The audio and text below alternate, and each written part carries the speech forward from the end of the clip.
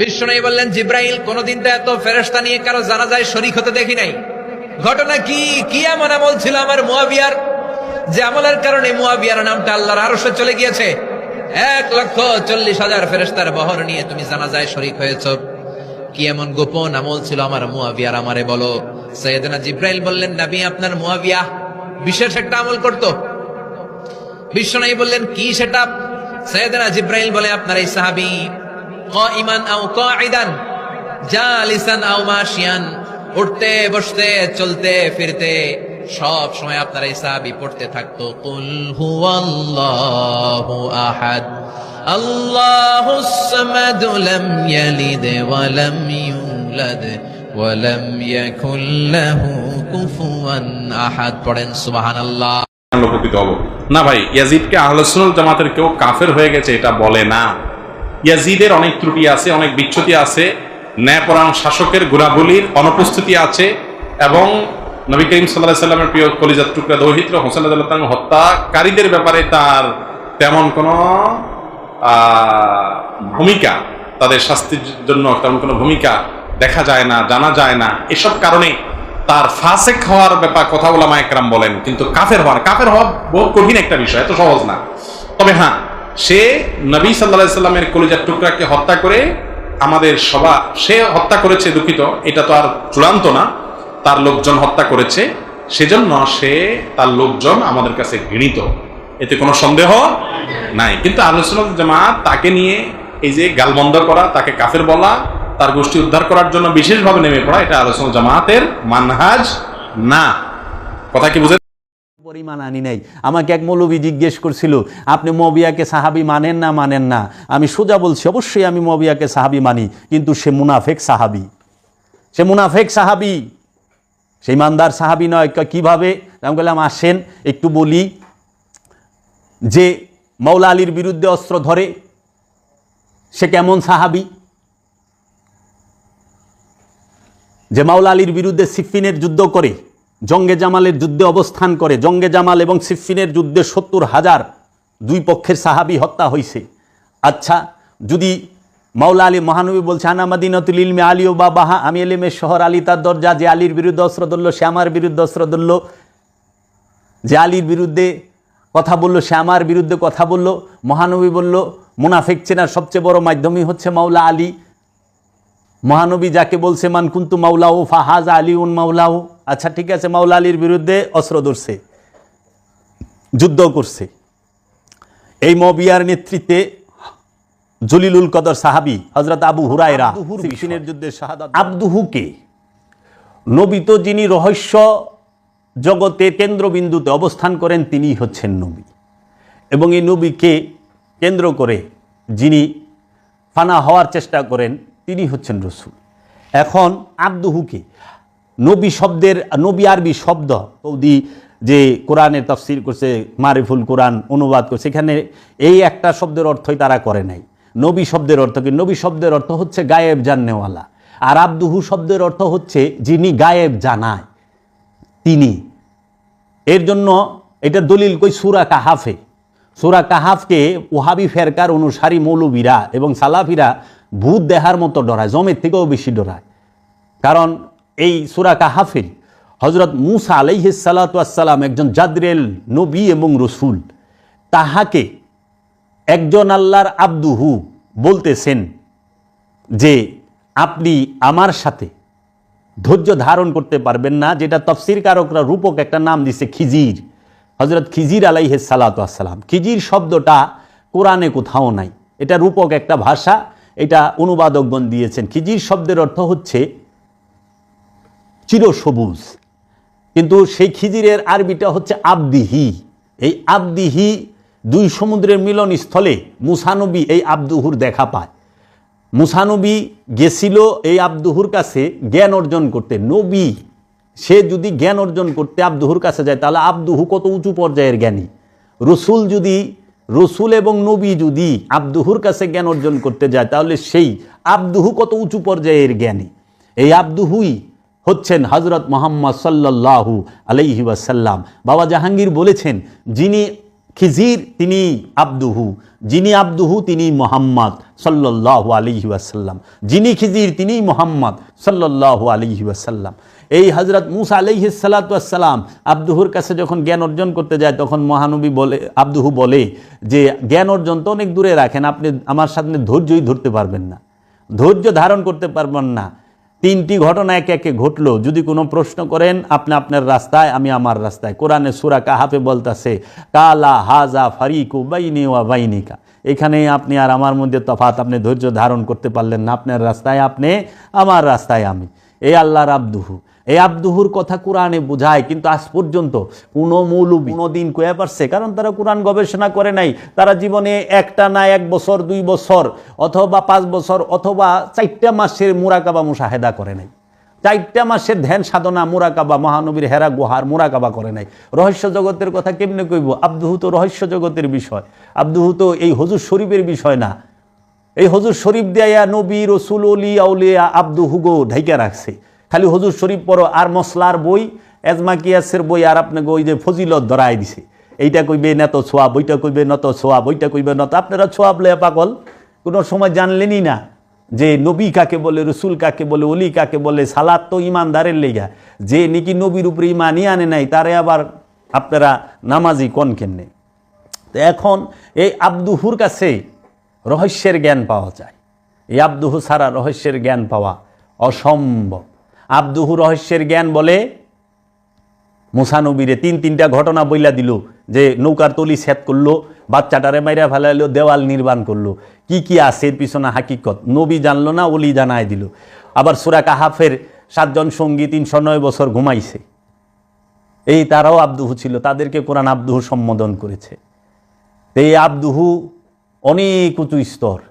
এই আব্দুহুর বিষয় জানি না, আমরা কলেমায় শাহাদাতে পড়ি না, আশহাদু আল্লা ইলাহা ইল্লাল্লাহু ওয়াহদাহু লা শারীকা লাহু ওয়া আশহাদু আন্না মুহাম্মাদান আবদুহু ওয়া রাসূলুহু। মুহাম্মাদান মহানবী হচ্ছে মুহাম্মদ, আবদুহু তিনি আবার ওয়া রাসূলু, এবং সে রসুল। তো সারা জীবন তো রসুল বুঝলেন, মুহাম্মদ বুঝলেন, আবদুহু বুঝছেন কেউ না। এই যে এখন শিখবেন, শিখা মুরিদ্দা বইরা ভালাইবেন দরবার, আর মসজিদের হুজুর সাহেব ওয়াজ কইরা মাল পানি কামায়া বস্তা ভরবেন। এইটাই বাবা জাহাঙ্গীর দয়া করছে অধমকে, আমি দিলাম আপনি গো। অহংকার মনে করেন না, যেটা বাস্তব। আজ পর্যন্ত কেউ বলতে পারে নাই। এখন অনেকেই কিতাব লেখা ভালাইবেন। এখন নবুয়াত আর রেসালাত, বেলায়েত, আবদিয়াত, এর মধ্যে তফাৎ কি? নবুয়াত খতম, নবুয়তের দরজা বন্ধ। মহানবী শেষ নবী, মহানবী আখেরি নবী মুহাম্মদ সাল্লাল্লাহু আলাইহি ওয়াসাল্লাম। মহানবীর পরে অন্য কোনো নবীর আর আগমন হবে না, হয় নাই, হওয়ার চান্স নাই। নবুয়তের দরজা বন্ধ। কিন্তু রসুলের দরজা, রেসালাতের দরজা এবং বেলায়েতের দরজা, আবদিয়াতের দরজা কখনোই বন্ধ হয় নাই। কোরআন বলে নাই, কোরআনে কোথাও এর দলিল নাই। আসেন একটু তুলে ধরি যে নবুয়তের দরজা বন্ধ, রেসালাতের দরজা বহমান চলমান, আবদিয়াতের দরজা বহমান চলমান। আল্লাহ রাব্বুল আলামিন সূরা জুমায় বলতেছেন 1 নম্বর আয়াতে, ইউসাব্বিহু লিল্লাহি মা ফিস সামাওয়াতি ওয়া মা ফিল আরদিল মালিকিল কুদ্দুসিল আজিজুল হাকিম হুয়াল্লাযী বাআসা ফিল উম্মিয়িনা রাসূলাম মিনহুম ইয়াতলু আলাইহিম আয়াতিহি ওয়া ইউযাক্কিহিম ওয়া ইউআল্লিমুহুমুল কিতাবা ওয়াল হিকমাতা ওয়া ইন কানু মিন কাবলু লাফি দালালিম মুবিন। রব্বুল আলামিন বলতেছেন ইউসাব্বিহু লিল্লাহি, আসমান এবং পৃথিবীতে যাহা কিছু আছে সবই আল্লাহর তসবিহ, মহিমা, তসবিহ পাঠ করতেছে, আল্লাহর জিকির করতেছে, তসবিহ পাঠ করে। যিনি আসমান অধিপতি, মালিক শব্দের অর্থ হইল বাদশাহ, অধিপতি। মালিকুল কুদ্দুসিল মহাপবিত্র, আজিজুল মানে পরাক্রমশালী, হাকিম ও প্রজ্ঞাময়। হুয়াল্লাযী বাআসা ফিল উম্মিয়িনা রাসূলান, তিনি উম্মিয়িনদের মধ্য থেকে একজন রসুল নির্বাচন করেছেন, পাঠিয়েছেন। যে উম্মিয়িনদের মধ্যে এখন অনেক ষড়যন্ত্রকারী এই উম্মিয়িন শব্দটার ভুল ব্যাখ্যা করে, ভুল অর্থ করে, মহানবীকে সূক্ষ্মভাবে ছোট করে। উম্মি শব্দের অর্থ বলে যে তিনি লেখাপড়া জানতেন না, নিরক্ষর ছিলেন। আবার কোনো সচিব দেহি তারা বলে অজ্ঞ, নাউজুবিল্লাহ মিন যালিক। মোল্লারা কয় উনি লেখাপড়া জানতেন না, উনি নিরক্ষর ছিলেন। আবার এক সচিব সাহেবের ওয়াজ করতে দেখলাম, উনি বলতেছে উনি মহানবী তজ্ঞ ছিলেন, নাউজুবিল্লাহ মিন যালিক। এদের উপরে নান্নত আল্লাহর, ছি ছি ছি। যেই মৌলবী নবীর আল্লাহর হাবিবের দেওয়া কিতাব পড়ছে, আল্লাহর হাবিবের দেওয়া কোরআন পইরা, আল্লাহর হাবিবের দেওয়া হাদিস পইরা, আল্লাহর হাবিবের দেওয়া নামাজ রোজা হজ জাকাত কুরবানি সব কিছু কইরা, আল্লাহর হাবিবের দেওয়া জান্নাতের কথা গল্প কইরা, আল্লাহর হাবিবের দেওয়া জাহান্নামের ডর দেখায়া তারা যে মাল পানি কামাইতেছে, আর এরাই আল্লাহর হাবিব আল্লাহ রসুলের উনি বলে নিরক্ষর ছিলেন। আবার মোল্লারা বলে আলেম, ওনারা লেখাপড়া জানতেন। মহানবী তো লেখাপড়া জানতেন না, আমরা জানি। আল্লাহর হাবিব তাকে বলে নিরক্ষর। এখন আপনি জিজ্ঞান তো একটু, যেরকম আপনার দেখতে পেলাম কয়দিন আগে ওই যে কতটি শায়েক বাইরেছে না, সৌদি আরবে বাংলায় ওয়াজ করে, অনরে যদি জিগাই সৌদি আরবে যায়, যদি আপনি জিজ্ঞান এই মোল্লায় আপনাকে এখানে কুই পড়ছে, সব স্কুলে তল্লাশি দিলে বাইরেইব না।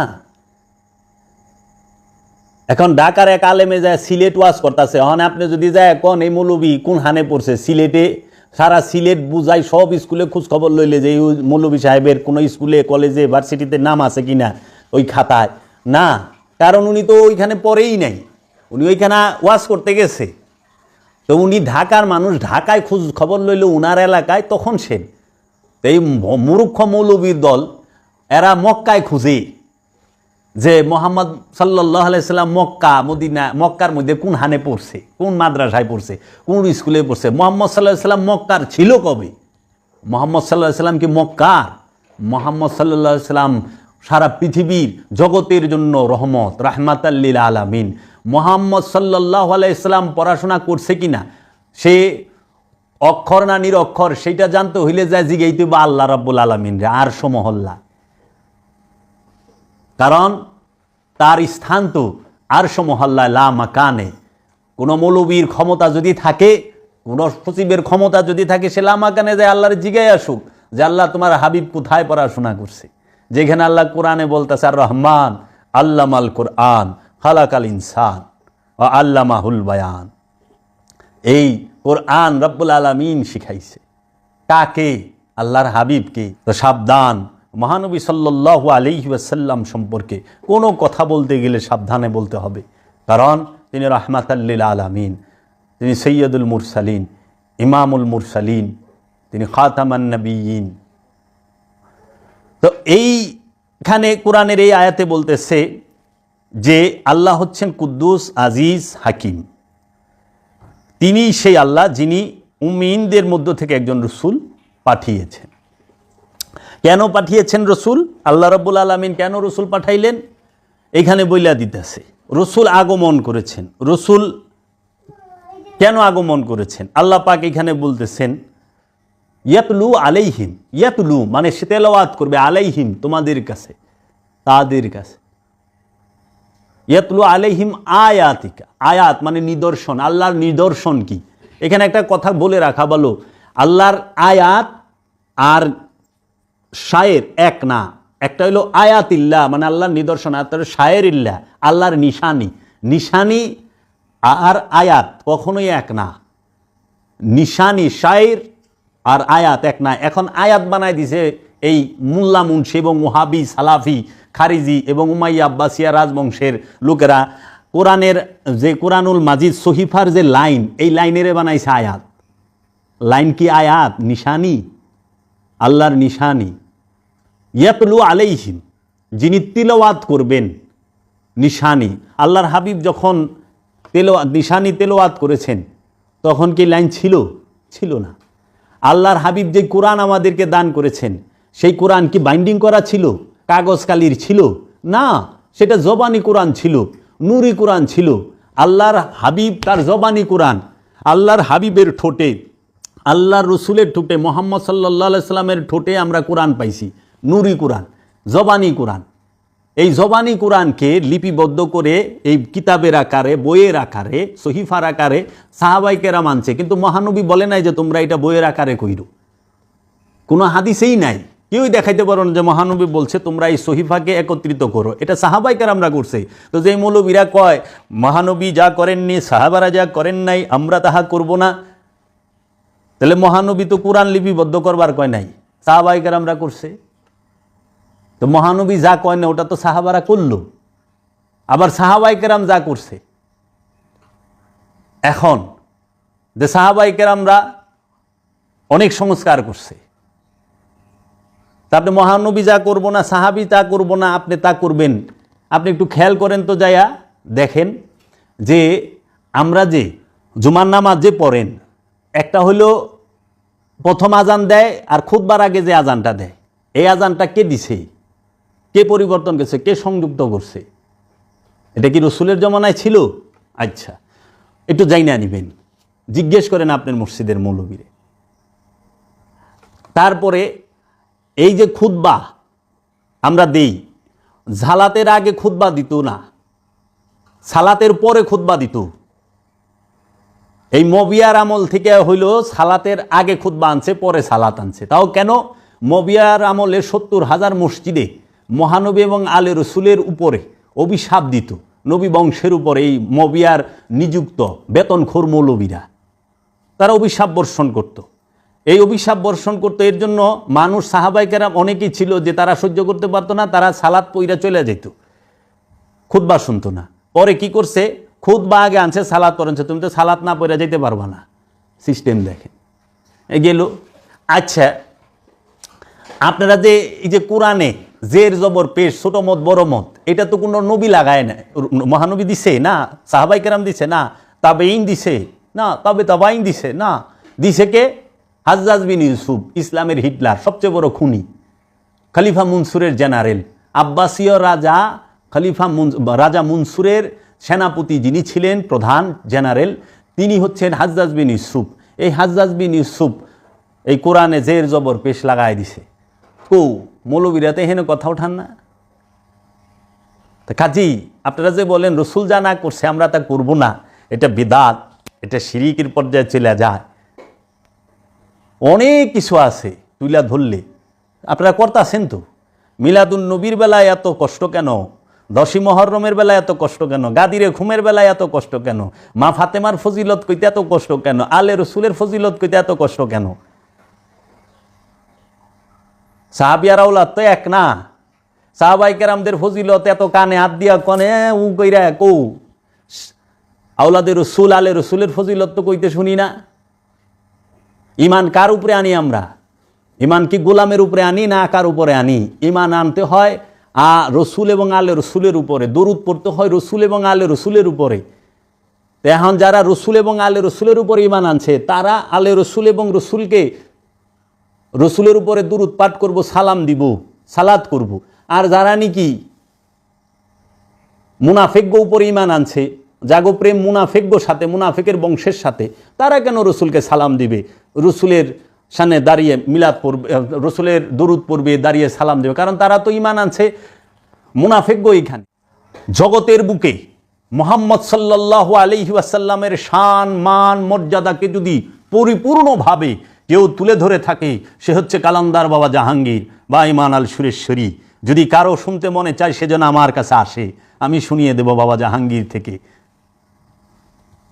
বাবা জাহাঙ্গীর রসুল প্রেমিক, আলে রসুলের প্রেমিক, সাহাবায়ে কেরামদের প্রেমিক। যারা সত্যিকার সাহাবা তাদেরকে অনেক সম্মান মর্যাদা বাবা জাহাঙ্গীর করেন। ইমান কি? ইমান আনতে হয় কার কাছে?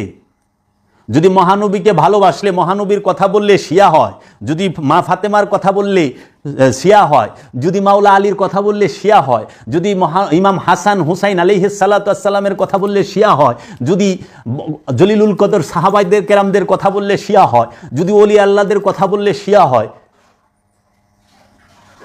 যদি মহানবী এবং মহানবীর বংশকে ভালোবাসতে যাইয়া শিয়া উপবাদ লইতে হয়, তো বাবা জাহাঙ্গীর বলছে অবশ্যই আমি শিয়া। যদি মহানবীকে ভালোবাসা, আর যারা নাকি মবিয়ারে ভালোবাসা সুন্নি হয়ে গেল, এজিদরে ভালোবাসা সুন্নি হয়ে গেল, যারা নাকি মারওয়ানের বংশরে ভালোবাসা সুন্নি হয়ে গেল, যারা আব্দুল ওহাব নজদিরে ভালোবাসা সুন্নি হয়ে গেল, যারা নাসিরুদ্দিন আলবানিরে ভালোবাসা সুন্নি হয়ে গেল, যারা জাকির নালায়েকরে ভালোবাসা সুন্নি হয়ে গেল, যারা এই যে এরকম গাবগাছি বটগাছি এরকম যে গিনা আছে ইগিনারে ভালোবাসা যদি সুন্নি হয়ে যায়, যারা নাকি এই ওহাবি খারিজি বাটালবি এইগুলারে ভালোবাসা সুন্নি হয়ে যায়, যারা মুনাফেকদের ভালোবাসা সুন্নি হয়ে যায়, তাইলে পরে বাবা জাহাঙ্গীর কইছে আবু সুফিয়ান, মবিয়া, মারওয়ান, ইয়াজিদ, আব্দুল ওহাব নজদি, নাসিরুদ্দিন আলবানি এদেরকে ভালোবাসা যদি সুন্নি হইতে হয়, আমার জীবনও দরকার নাই সুন্নি হওয়ানের। এইরকম সুন্নি আমরা হইতে চাই না। ওই পীর সাহেবে তো এইরকম এদেরকে ভালোবাসা ওয়াহাবি দর্শন গ্রহণ করে সুন্নি হয়ে গেছে গা। আব্দুল ওহাব নজদিরে ভালোবাসা, নজদির নিযুক্ত মোল্লাগো ভালোবাসা সুন্নি হয়ে গেল। আর বাবা জাহাঙ্গীর আলে মোহাম্মদ সাল্লাল্লাহু আলাইহি ওয়াসাল্লাম এবং মোহাম্মদ সাল্লাল্লাহু আলাইহি ওয়াসাল্লাম এবং মহানবীর প্রেমিকদের ভালোবাসা সিয়া হয়ে গেল। তাহলে আমিও তো সেই কাতারেই আছি। আমি মোহাম্মদ এবং আলে মোহাম্মদের উপর ঈমান আনছি, আমি কোনো মুনাফেকের উপর ঈমান আনি নাই। আমাকে এক মৌলবী জিজ্ঞেস করছিল, আপনি মবিয়াকে সাহাবি মানেন না মানেন না? আমি সোজা বলছি, অবশ্যই আমি মবিয়াকে সাহাবি মানি, কিন্তু সে মুনাফেক সাহাবি, সে মুনাফেক সাহাবি, সেই ইমানদার সাহাবি নয়। কিভাবে? আমি বললাম আসেন একটু বলি। যে মাওলা আলীর বিরুদ্ধে অস্ত্র ধরে সে কেমন সাহাবি? যে মাওলা আলীর বিরুদ্ধে সিফিনের যুদ্ধ করে, জঙ্গে জামালের যুদ্ধে অবস্থান করে, জঙ্গে জামাল এবং সিফিনের যুদ্ধে 70,000 দুই পক্ষের সাহাবি হত্যা হয়েছে। আচ্ছা, যদি মাওলা আলী মহানবী বলছে আনা মাদিনাতুল ইলমি আলী ও বাবাহা, আমি এলেমের শহর, আলী তার দরজা, যে আলীর বিরুদ্ধে অস্ত্র ধরলো সে আমার বিরুদ্ধে অস্ত্র ধরলো, যে আলীর বিরুদ্ধে কথা বললো সে আমার বিরুদ্ধে কথা বললো। মহানবী বলল মুনাফিক চেনার সবচেয়ে বড় মাধ্যমই হচ্ছে মাওলা আলী। মহানবী যাকে বলছে মান কুন্তু মাওলাও ফাহাজ আলী উন মাওলাও। আচ্ছা ঠিক আছে, মাওলা আলীর বিরুদ্ধে অস্ত্র ধরছে, যুদ্ধ করছে। এই মবিয়ার নেতৃত্বে জলিলুল কদর সাহাবি হজরত আবু হুরায়রা সিফিনের যুদ্ধে শাহাদাত বরণ করছে।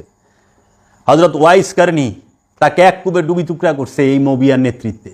মবিয়ার দল এরা জলিলুল কদর সাহাবাদের পায়ে তীর বিন্দাইছে এর আমলে। আচ্ছা, এই মবিয়ার আমলে মারওয়ানের দ্বারা মা আয়েশাকে হত্যা করা হয়েছে। এই মবিয়ার আমলে এই মবিয়াই হজরত আবু বকর সিদ্দিকের বড় ছেলে মোহাম্মদ বিন আবু বকরকে হত্যা করছে। এই মবিয়া একটু খেয়াল করেন, এই মবিয়া সে ইমাম হাসান আলাইহিস সালামকে বিষ প্রয়োগ করে হত্যা করছে। মবিয়ার আমলে মবিয়া কি বিচার করছে?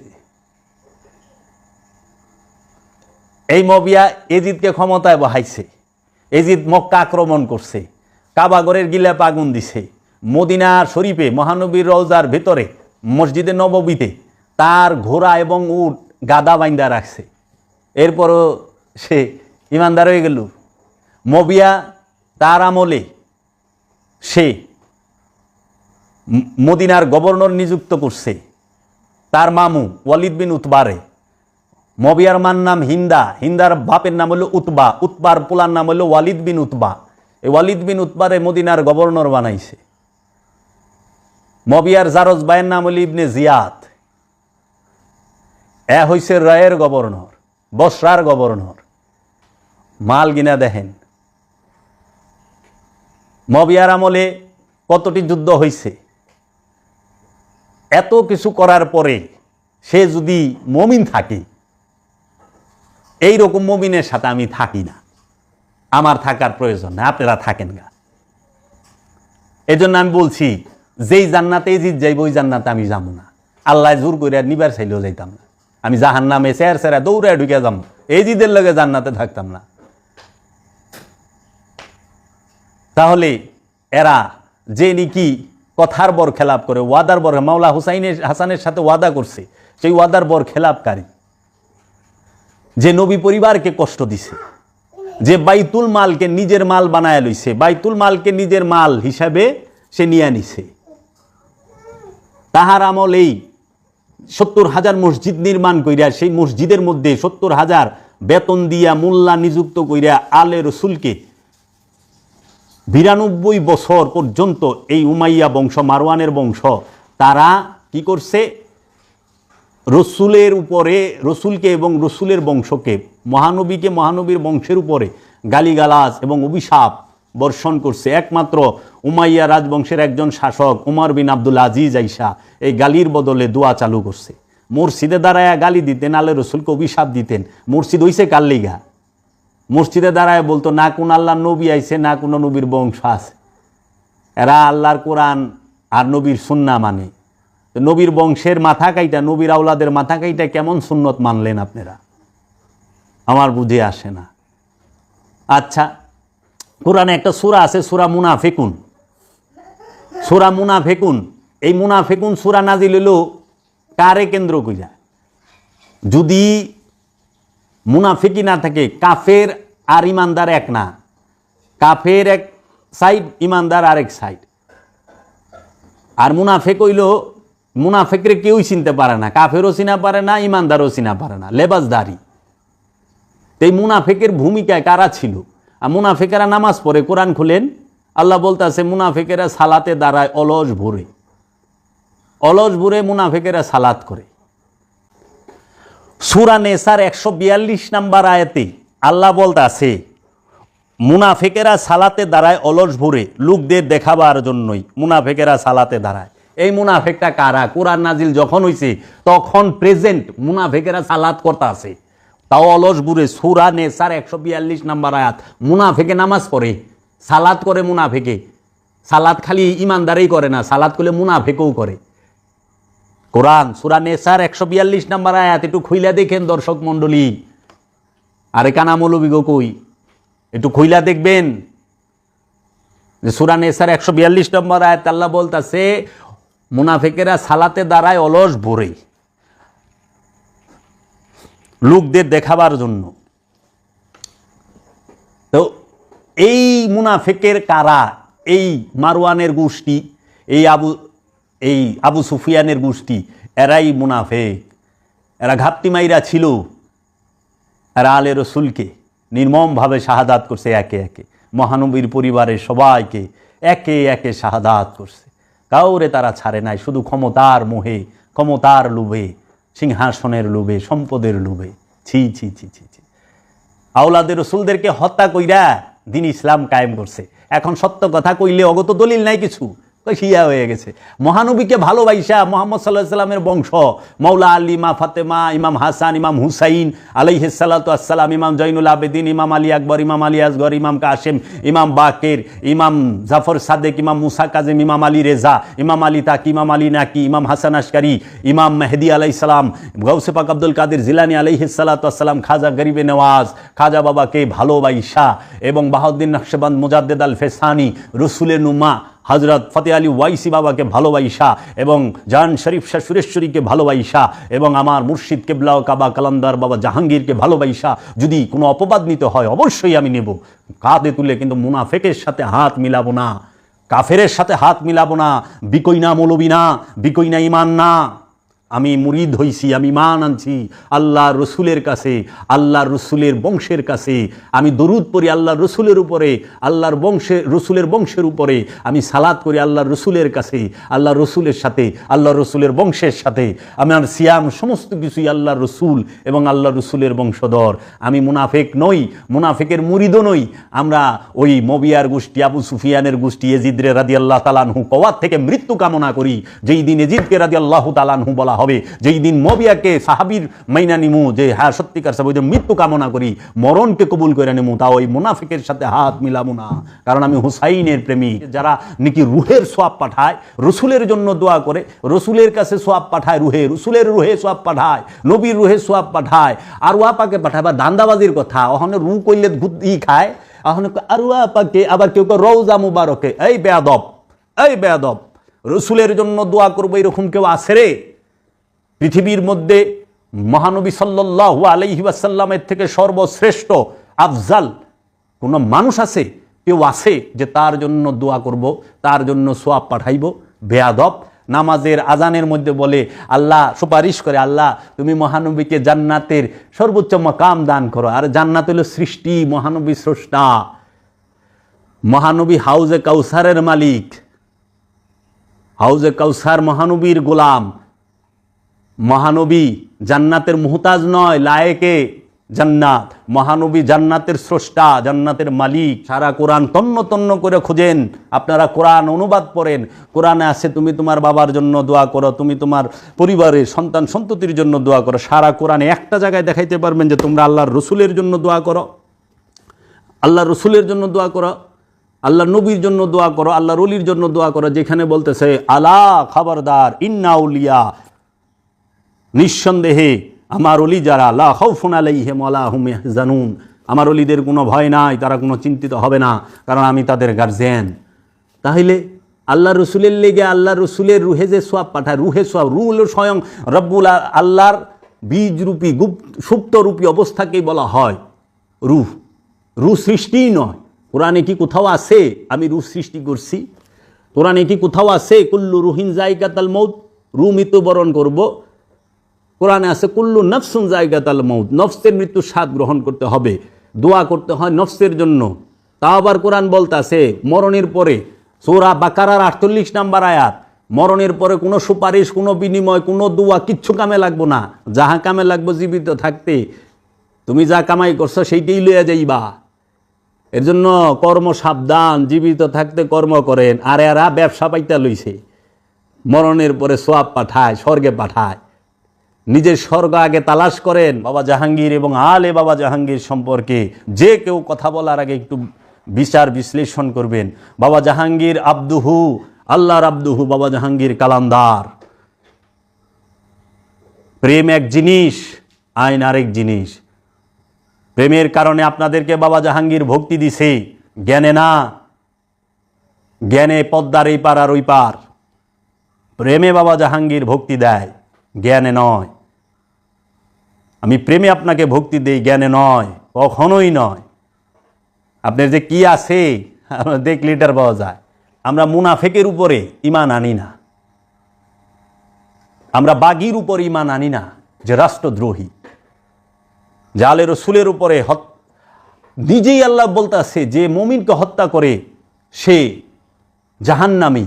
আর যিনি আমিরুল মুমিনিন, মুমিনদের মুমিন যিনি, মুমিনদের আমির যিনি মাওলা আলী আলাইহিস সালাতু ওয়াস সালাম, তারে শাহাদাত করে স্বর্গে যাইবা, তারে শাহাদাত করে সাহাবী যিনি ইমাম, জান্নাতের ইমাম, মাওলা ইমাম হাসান আলাইহিস সালাতু ওয়াস সালাম, মাওলা হুসাইন, তাকে শাহাদাত করে এই মুনাফিক সাহাবীরা নামাজ পড়ে বলে স্বর্গে যাইব। এই নামাজ কার লেগা? আলে রসুলের উপরে যদি ইমানই না থাকে তো কিসের নামাজ? ভোগীর দল, সম্পদ জমাকারীর দল। সূরা জুমার 62 নম্বর সূরা জুমা, সূরা জুমার 1 নম্বর আয়াতে বলতাছে আসমান এবং জমিনের যাহা কিছু আছে সমস্ত কিছু আল্লাহর তাসবিহ পাঠ করে সেই আল্লাহ, যিনি বাদশাহ, যিনি মহাপবিত্র, যিনি পরাক্রমশালী, যিনি প্রজ্ঞাময়। তিনি উম্মিনদের মধ্যে একজন রসুল পাঠিয়েছেন, উম্মিনদের মধ্য থেকে। কেন পাঠিয়েছেন রসুলকে? বলতেছে ইয়াতলু আলাইহিম আয়াতিকা, আল্লাহর আয়াতের তেলাওয়াত করবেন, ওয়ায়ুজাক্কিহিম, আমাদের নফসকে পবিত্র করবেন। মানুষের যে নফস, যে নফসের সাথে খান্নাস রূপী শয়তান মিশে আছে, সেই নফসকে পবিত্র করার জন্য রসুলের আগমন। ওয়ায়ুআল্লিমুহুমুল কিতাবা, এবং কিতাব শিক্ষা দিবেন। কিতাব শিক্ষা দিবেন, কিতাব শিখতে হয়, কিতাব পড়ে না। ওয়ায়ুআল্লিমুহুমুল কিতাবা, আল্লিমুহুমুল কিতাবা, ইকরাহুমুল না, আল্লিমুহুমুল, কিতাব শিক্ষা দিবেন। ওয়াল হিকমাতা, এবং রহস্যের জ্ঞান দান করবেন, প্রজ্ঞার জ্ঞান দান করবেন। একটা জিনিস খেয়াল করেন, মহানবী যখন কিতাব শিক্ষা দেবার জন্য আসছে তখন কিতাবই নাই। তাহলে এটা কোন কিতাব? আল্লাহ বলতেছে আমি ঈসাকে কিতাব দেয়া পাঠাইছি, মুসাকে কিতাব দেয়া পাঠাইছি, নূহকে কিতাব দেয়া পাঠাইছি, লুতকে কিতাব দেয়া পাঠাইছি। তাইলে এটা কোন কিতাব? এই বই তো কিতাব না। বইকে তো আল্লাহ কিতাব বলে নাই, কারণ মহানবী কিতাব শিক্ষা দিচ্ছে তার সাহাবায়ে কেরামগো, তখন তো কোনো বই ছিল না। তো সেই কিতাবটা কোন কিতাব একবার জিজ্ঞেস করছেন? তাহলে রসুলের কাজ কয়টা? 4টা। রসুল কি করবে?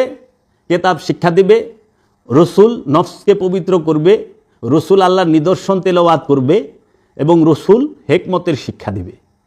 এই 4টা গুণ, 4টা কর্ম রসুলের। শুধু কি এই আয়াতে? আমরা দেখি তো আরও আছে কিনা। আরও আছে। যে সমস্ত আলেম উলামারা এবং পীর মাশায়েখেরা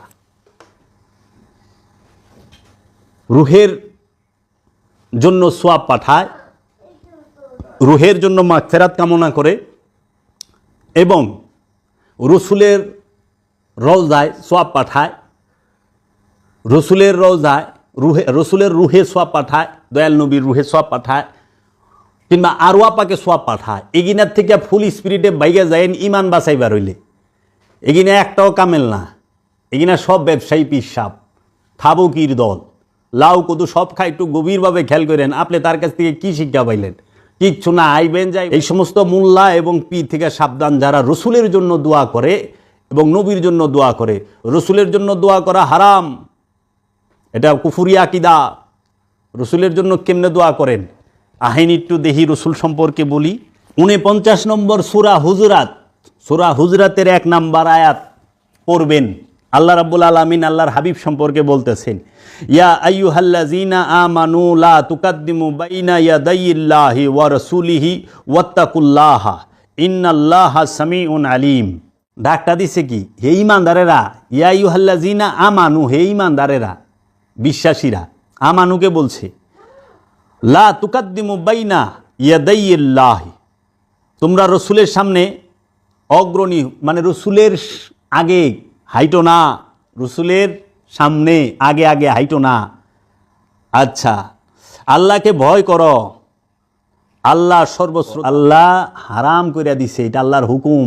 এই ইমানদারেরা, তোমরা আল্লাহ এবং আল্লাহ রসুলের সামনে অগ্রসর হইও না, তার সামনে সামনে হাইটো না, তার সাথেও না, তার পিছনে।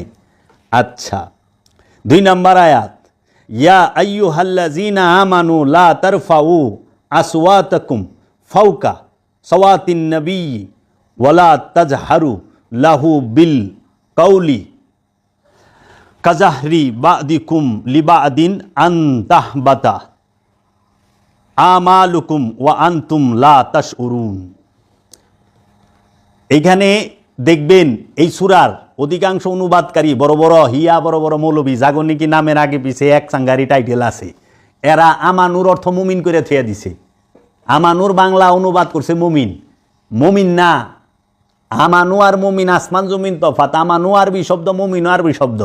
আমানু অর্থ বিশ্বাসী, মুমিন অর্থ বিশ্বাসী। আমানু অর্থ হলো প্রাথমিক বিশ্বাসী, যে বয়া মুখে মুখে মুখে বিশ্বাসী, মুখের কথা, অন্তরে বিশ্বাসী স্থাপন করতে পারে না। যে মৌখিক ইমানদার তাকে বলে আমানু, আর যে মুখে এবং হৃদয়ে পরিপূর্ণ ইমান আইনা ফেলাইছে সে হইল মুমিন। আমানু আর মুমিনের মধ্যে তফাৎ হইল এইটা সবচেয়ে বড়। এক লাইনে যদি বলি, আমানুর সাথে আল্লাহ থাকে না, কিন্তু মুমিনের সাথে আল্লাহ থাকে। আল্লাহ কোরআনেই বলে দিছে, আমি মুমিনের সাথে আছি, আমানুর সাথে নাই। এবং মুমিনের জন্য কোনো সালাত সিয়ামের হুকুম নাই, ইবাদতের হুকুম নাই, আছে অনুরোধ। আর আমানুর জন্য সমস্ত সালাত সিয়াম সব কিছুর হুকুম। সেই আমানুকে বলতাছে এই সূরা হুজরাতের 2 নম্বর আয়াতে, হে আমানুগণ, তোমাদের কণ্ঠস্বর নবীর কণ্ঠস্বরের চেয়ে উঁচু করো না। আল্লাহর হাবিবের সামনে উঁচা গলায় কথা কইতে নিষেধ করছে। তাইলে ওই সময় কেউ হয়তো উঁচা গলায় কথা কইছে, এর লেগে আয়াত নাজিল হইছে, খবরদার উঁচা গলায় কথা কইও না। যেহেনে আল্লাহর হাবিবের সামনে হাঁটা নিষেধ, হাবিবের আগে আল্লাহর রসুলের কণ্ঠের আওয়াজের থেকে উঁচা আওয়াজে কথা বলা নিষেধ, হারাম। আল্লাহ কইছে যদি করো না। এবং তোমরা নবীর সাথে যে যদি উচ্চস্বরে কথা বলবে না, যেভাবে একে অপরের সাথে উচ্চস্বরে কথা বলো, তোমরা আমার নবীর সাথে ওইভাবে কথা বলবে না উচ্চস্বরে, যেইভাবে তোমরা তোমার বন্ধু বান্ধব পরিবারের মানুষের সাথে উচ্চস্বরে কথা বলো। এমন যেন না হয় যে তোমাদের কর্ম নিষ্ফল হয়ে যাবে, তোমাদের অজ্ঞত সারে, তোমাদের অজ্ঞানতায় তোমরা যে আমল করছো সমস্ত কিছু আল্লাহ জ্বালায় দিব। আল্লাহ নিজে কইছে জ্বালাই দিব। একটা হইলো ক্রোক করব, মানে জব্দ করব, আর একটা হলো জ্বালাই দিব। জব্দ করলে তো ফেরত পাওয়ার চান্স আছে, জ্বালাই দিলে তার ফেরত পাওয়ার চান্স নাই। আল্লাহ আমলই জ্বালাই দিব। আর এই পীর নামের পিশাচ আর আলেম নামের জালেমরা মহানবীর এবং মহানবীর বংশে সব পাঠায়, রুহে তাও রওজায় হাদিয়া পাঠায়। কত টাকা পড়ছে?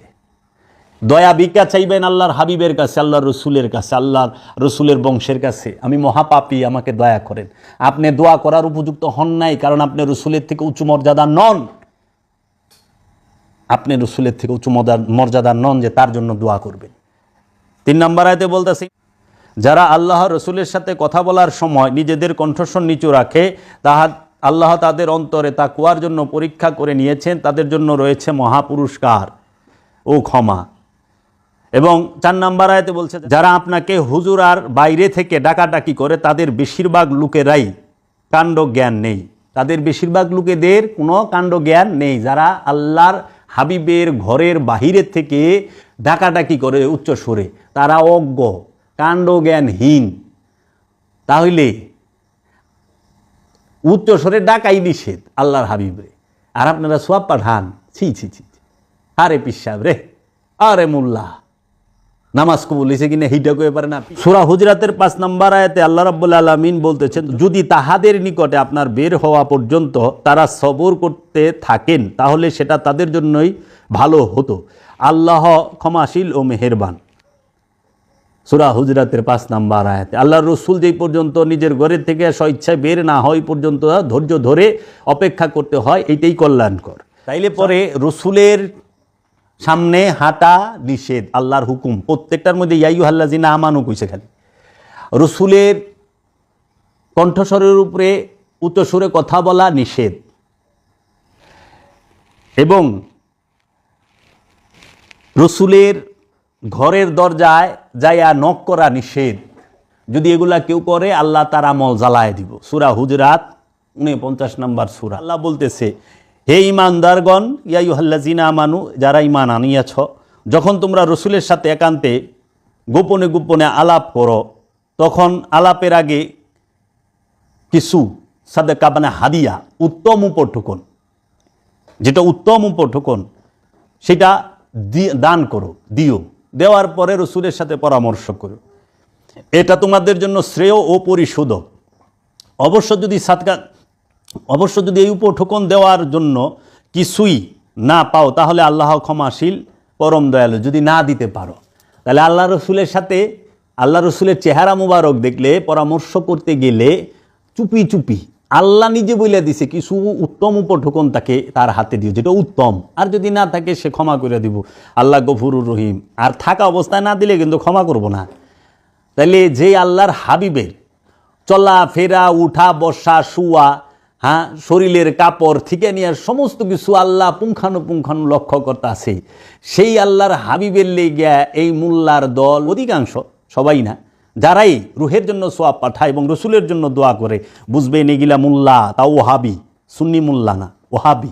এগুলি হুসাইনি প্রেমিক নয়, হুসাইনি সুন্নি না, এটি হাসানি সুন্নি নয়, এটি পাক পাঞ্জাতন সুন্নি নয়, এগুলা রসুলের সুন্নি নয়, এগুলা হইল ওই আহলে মুনাফিকুনদের সুন্নি, মুনাফিক সুন্নি, গোলাপি সুন্নি। তারা রসুলের জন্য দোয়া করে, রুহে সোয়াব পাঠায়, রসুলের রওজায় হাদিয়া পাঠায়, তারপরে রসুলের আরওয়া পাকে। এরাই সবচেয়ে বড় জালিম, বিয়াদব। সাবধান এদেরকে। আল্লাহর হাবিবের কাছে দয়া ভিক্ষা চাবেন, আল্লাহর হাবিবের কাছে হেদায়েত চাইবেন। যে কোনো মুসিবতে আল্লাহর হাবিব এবং আল্লাহর হাবিবের বংশের উসিলায় রব্বুল আলামিনের কাছে চাইবেন, আল্লাহর হাবিবের কাছে চাইবেন, আল্লাহর রসুলের কাছে সাহায্য চাইবেন। বাঁচতে চাইলে কোরআন খোলেন, কোরআন দেখে দেখে কইতেছি, জিজ্ঞেন এতটি দলিল, এতটি কোরআনেরই দিছে কিনা, জীবনে দেখছে কিনা। না, এরা হুজুর শরীফ কইব। আমি এর আগে বলছি রসুলের কাজ 4টা, রসুলের কাম কয়টা? 4টা। নবীর 4টা। নবীর কি কাজ আর রসুলের কি কাজ? রসুলের কাজ 4টা কি আমরা জানতে পারলাম সূরা জুমা থেকে, যে রসুলের কাজ হচ্ছে আল্লাহর নিদর্শন তেলাওয়াত করা, মানুষের নফসকে পবিত্র করা, কেতাব শিক্ষা দেওয়া এবং রহস্যের জ্ঞান মানে হিকমতের জ্ঞান দান করা। এখন নবীর শিক্ষাবার কোরআনের সূরা হাজাবে আল্লাহ বলতেছেন, ইয়া আইয়ুহান নাবিয়্যু ইন্না আরসালনাকা শাহিদাও ওয়া মুবাশশিরাও ওয়া নাযীরা ওয়া দাইয়ান ইলাল্লাহি বিইজনিহি ওয়া সিরাজাম মুনীরা। ইয়া আইয়ুহান নবী, হে আমার নবী, ইন্না আরসালনাকা, আমরা আপনাকে প্রেরণ করছি, শাহিদাও, সাক্ষী হিসাবে, মুবাশশিরাও, সুসংবাদ দানকারী হিসাবে, নাযীরা এবং সতর্ককারী হিসাবে, ওয়া দাইয়ান ইলাল্লাহি বিইজনিহি ওয়া সিরাজাম মুনীরা, ওয়াদাইয়ানিল আল্লাহ, আল্লাহর দিকে দাওয়াত দেনওয়ালা হিসাবে। তাইলে সাক্ষীদাতা, সুসংবাদদানকারী, সতর্ককারী এবং রবের দিকে, আল্লাহর দিকে দাওয়াত দেনওয়ালা, এটা 4টা হলো নবীর কাজ। এখন নবীর কাম আরও কোনখানে দলিল আছে কিনা, আচ্ছা একটু দেখি আমরা। আল্লাহ বলতেছেন, হযরত ইব্রাহিম আলাইহিস সালাম দোয়া করতেছেন এইভাবে, রাব্বানা ওবা আসফিহিম রাসূলাম মিনহুম ইয়াতলু আলাইহিম আয়াতিকা। রাব্বানা, ওগো আমার রব, রবের কাছে আমরা ফরিয়াদ করতেছি। কি এই যে ফরিয়াদ কেমনে করে? রাব্বানা, ওগো আমার রব, ওবা আসফিহিম রাসূলাম মিনহুম ইয়াতলু আলাইহিম আয়াতিকা ওয়া ইউআল্লিমুহুমুল কিতাবা ওয়াল হিকমাতা ওয়া ইউযাক্কিহিম ইন্নাকা আনতাল আজিজুল হাকীম। অর্থাৎ এটা সূরা বাকারার 129 নম্বর আয়াত। অর্থাৎ হে আমাদের রব, এবং পাঠান আমাদের মধ্যে একজন রসুল, তাহাদের মধ্য হইতে তিনি তেলাওয়াত করিবেন তাহাদের উপর আপনার আয়াত। এই যে আয়াত তেলাওয়াত করব, আয়াত তেলাওয়াত করব, একজন রসুল পাঠাবেন কইছে, রসুলের কাম কি? আয়াত তেলাওয়াত করা। এবং তাহাদেরকে শিখাইবেন কেতাব, কেতাবের শিক্ষা দিবেন, এবং হেকমত, এবং তাহাদের পরিশুদ্ধ করিবেন, নফসকে পরিশুদ্ধ করব। এইখানেও দেখেন 4টা কাম: আয়াত তেলাওয়াত করা, কেতাব শিক্ষা দেওয়া, হেকমত শিক্ষা দেওয়া, এবং নফসের পবিত্র করা। নিশ্চয়ই আপনি পরাক্রমশালী, হেকমতের অধিকারী।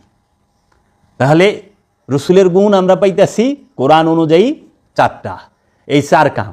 অহনে এই উমাইয়া আব্বাসিয়া রাজবংশে এই বেতনখোর মৌলবীরা এগুলা প্রচার করে, রসুল আসছে দেশ শাসনের জন্য, কত মোল্লায় রাজনীতি করে যে হ্যাঁ মহানবীর রাজনীতি করতেন। মহানবীর রাজনীতি করতো, দলের নাম কি? পার্টির নাম কি? কি পার্টি? মার্কা কি? অহনে তো অনেক এই যে ইয়েরে দেখি কোন জায়গার এক পিসাব নাকি আছে, কইতাছে শুনতাছে যে পাং খায় নাকি ভোট দিলে আল্লাহ রসুল ভোট পাইব। আল্লাহ রসুল কি রাজনীতি করছে? ফকিরের জন্য রাজনীতি হারাম। বাবা জাহাঙ্গীর বলছে ফকির রাজনীতি করে না, ফকিরের জন্য রাজনীতি হারাম। ফকির রাজা বানায়, রাজার পিছে ফকির ঘুরে না, ফকিরের পিছে রাজায় ঘুরে। ফকিরের পিছে রাজায় ঘুরে, রাজার পিছে ফকির ঘুরে না। এর জন্য ফকিরের জন্য রাজনীতি হারাম। বাবা জাহাঙ্গীর রাজনীতি করতো না, কারণ রাজনীতি করবো রাজনীতিবিদরা। ফকিরে কি করব? ফকির যে ফকির সে তো আল্লাহর ওলি, যে আল্লাহর উঁচু পর্যায়ের ওলি, সে একজন রসুল। সে মানুষকে আল্লাহর আয়াত তেলাওয়াত করে শোনাইব, তাদেরকে কিতাবের জ্ঞান শিক্ষা দিব, তাদের নফসকে পবিত্র করব, এবং তাদেরকে রহস্যের জ্ঞান দান করব। তাহলে আল্লাহ রসুলের কাজ হচ্ছে এই 4টা। এখন এই রসুল কি চলমান না রসুলের দরজা বন্ধ? কখনোই রসুলের দরজা বন্ধ না, রসুলের দরজা খোলা। কোরআনুল কারিম থেকে কেউ আজ পর্যন্ত প্রমাণ করতে পারবে না খাতামান রসুল। আমি চ্যালেঞ্জ করলাম, জগতের বুকে যদি কোনো আলেম থাকে খাতামান রসুল কোরআন থেকে প্রমাণ করে দিবে। খাতামান নবী কোরআনে আছে, খাতামান রসুল কোরআনে নাই। ওই হুজুর শরীফ আইনা প্রমাণ করবার যাবেন, তা চলবো না, কারণ রসুল নবী এটা কোরআনের বিষয়, এটা হুজুর শরীফের বিষয় না। হারাম হালাল এটা কোরআনের বিষয়। আল্লাহর রসুল বইলা দিছে কোনটা হারাম, আল্লাহর কোরআন বলতেছে আল্লাহ এবং আল্লাহর রসুল যেটাকে হারাম করছে সেটা হারাম, আল্লাহ এবং আল্লাহর রসুল যেটাকে হালাল করছে সেটা হালাল। কোনো মুন্সি মৌলবীর পক্ষে হারাম হালাল বলা অধিকারই নাই। আছেন দেখি আমরা যে রসুল চলমান সেটার আয়াতগুলা কোথায়? সূরা ইব্রাহিমের 4 নম্বর আয়াতে আল্লাহ বলতেছেন, ওমা আরসালনা মির রাসূলিন ইল্লা বিলিসানি কওমিহি লিইউবাইয়িনা লাহুম, যে এবং আমরা প্রত্যেক জাতির নিজের ভাষায় আমাদের হইতে রসুল প্রেরণ করিয়াছি আমার নিদর্শন তথা দলিল বর্ণনা করার জন্য। আল্লাহ প্রত্যেক জাতিতে তার নিজস্ব ভাষায় তার রসুল প্রেরণ করছে আল্লাহর নিদর্শন আয়াতগুলিকে বর্ণনা করার জন্য। সূরা ইব্রাহিমের 4 নম্বর আয়াত। তারপর আল্লাহ বলতেছে সূরা ইউনূসের 47 নম্বর আয়াতে, ওয়ালিকুল্লি উম্মাতির রাসূলা ফাইজা জাআ রাসূলুহুম কুদিয়া বাইনাহুম বিল কিসতি ওয়া হুম লা ইউজালিমুন, এবং প্রত্যেক জাতির জন্য আছে একজন রসুল, যখন তাদের রসুল আসে তাদের মধ্যে বিষয়টি বিচার করা হয় ন্যায়পরায়ণতার সহিত, এবং তাদের করা হয় না অবিচার। সূরা ইউনূসের 47 নম্বর আয়াত। তাহলে রসুল তো চলমান, রসুল বহমান, অলি চলমান বহমান। এরা রসুলের দরজা বন্ধ করলো কেন? মৌলবীরা উমাইয়া আব্বাসিয়ারা মিলা। কারণ রসুলের দরজা বন্ধ না করলে তো মৌলবীর দরজা খুলে না। রসুলের দরজা বন্ধ করে দিয়া মোল্লার দরজা খুলে দিছে। আবার কয় আল উলামা ওয়ারাসাতুল আম্বিয়া, উলামারা নবী নবীর ওয়ারিস। নবীর ওয়ারিস কোন ওলামা? যারা দাঙ্গা ফাসাদ সৃষ্টি করে, যারা ফতুয়া দিয়া মানুষ হত্যা করে, তারা যারা মুসলমানের মধ্যে ফতোয়া দিয়া একে অপরকে হত্যা করে। পাকিস্তানের দিকে তাকান তো, আফগানিস্তানের দিকে তাকান তো, মসজিদের মধ্যে জুমার নামাজের সময় বোম মারবার লইছে, শত শত এক মুসলমান আরেক মুসলমানের মারবার লইছে, হয়তো মতভেদ থাকতে পারে, মানুষ হত্যার অধিকার কে দিল? এই বিষয়গুলো কোন মৌলবীরা মানবেন? সিয়া, সুন্নি, উহাবি, বাটালবি, সাকরালবি, আশারিয়া, গাবারিয়া, জাবারিয়া, মুতাজিলা, কাদিয়ানি, একে অপরকে কে দেখতে পারে? 5টা মোল্লা একখানে বলে একজন আরেকজনের দেখা পারে না। ওখানে তো পিসাব, অধিকাংশ পিসাবের হালও তাই হয়েছে, দেখতে পারে না। এর থেকে আমাদের বের হইতে হবে, আমাদের সংশোধন হইতে হবে। আল্লাহ পাক সূরা বাকারায় বলতেছেন, কানান নাসু উম্মাতান ওয়াহিদাতান ফাবাআস আল্লাহু নবিয়্যিন মুবাশশিরিন ওয়া মুনজিরিন। সকল মানুষেরা একই উম্মত ছিল, সুতরাং আল্লাহ তাদের মাঝে নবী পাঠাইয়াছেন জান্নাতের সুসংবাদ দেবার জন্য এবং জাহান্নাম থেকে সতর্ক করার জন্য। দেখেন তো, আল্লাহ নবী পাঠাইছে কি রে? জান্নাতের সুসংবাদ দিবার লেগা আর জাহান্নামের সতর্ককরণের লেগা। আল কোরআন এটা খুঁজা পায় না।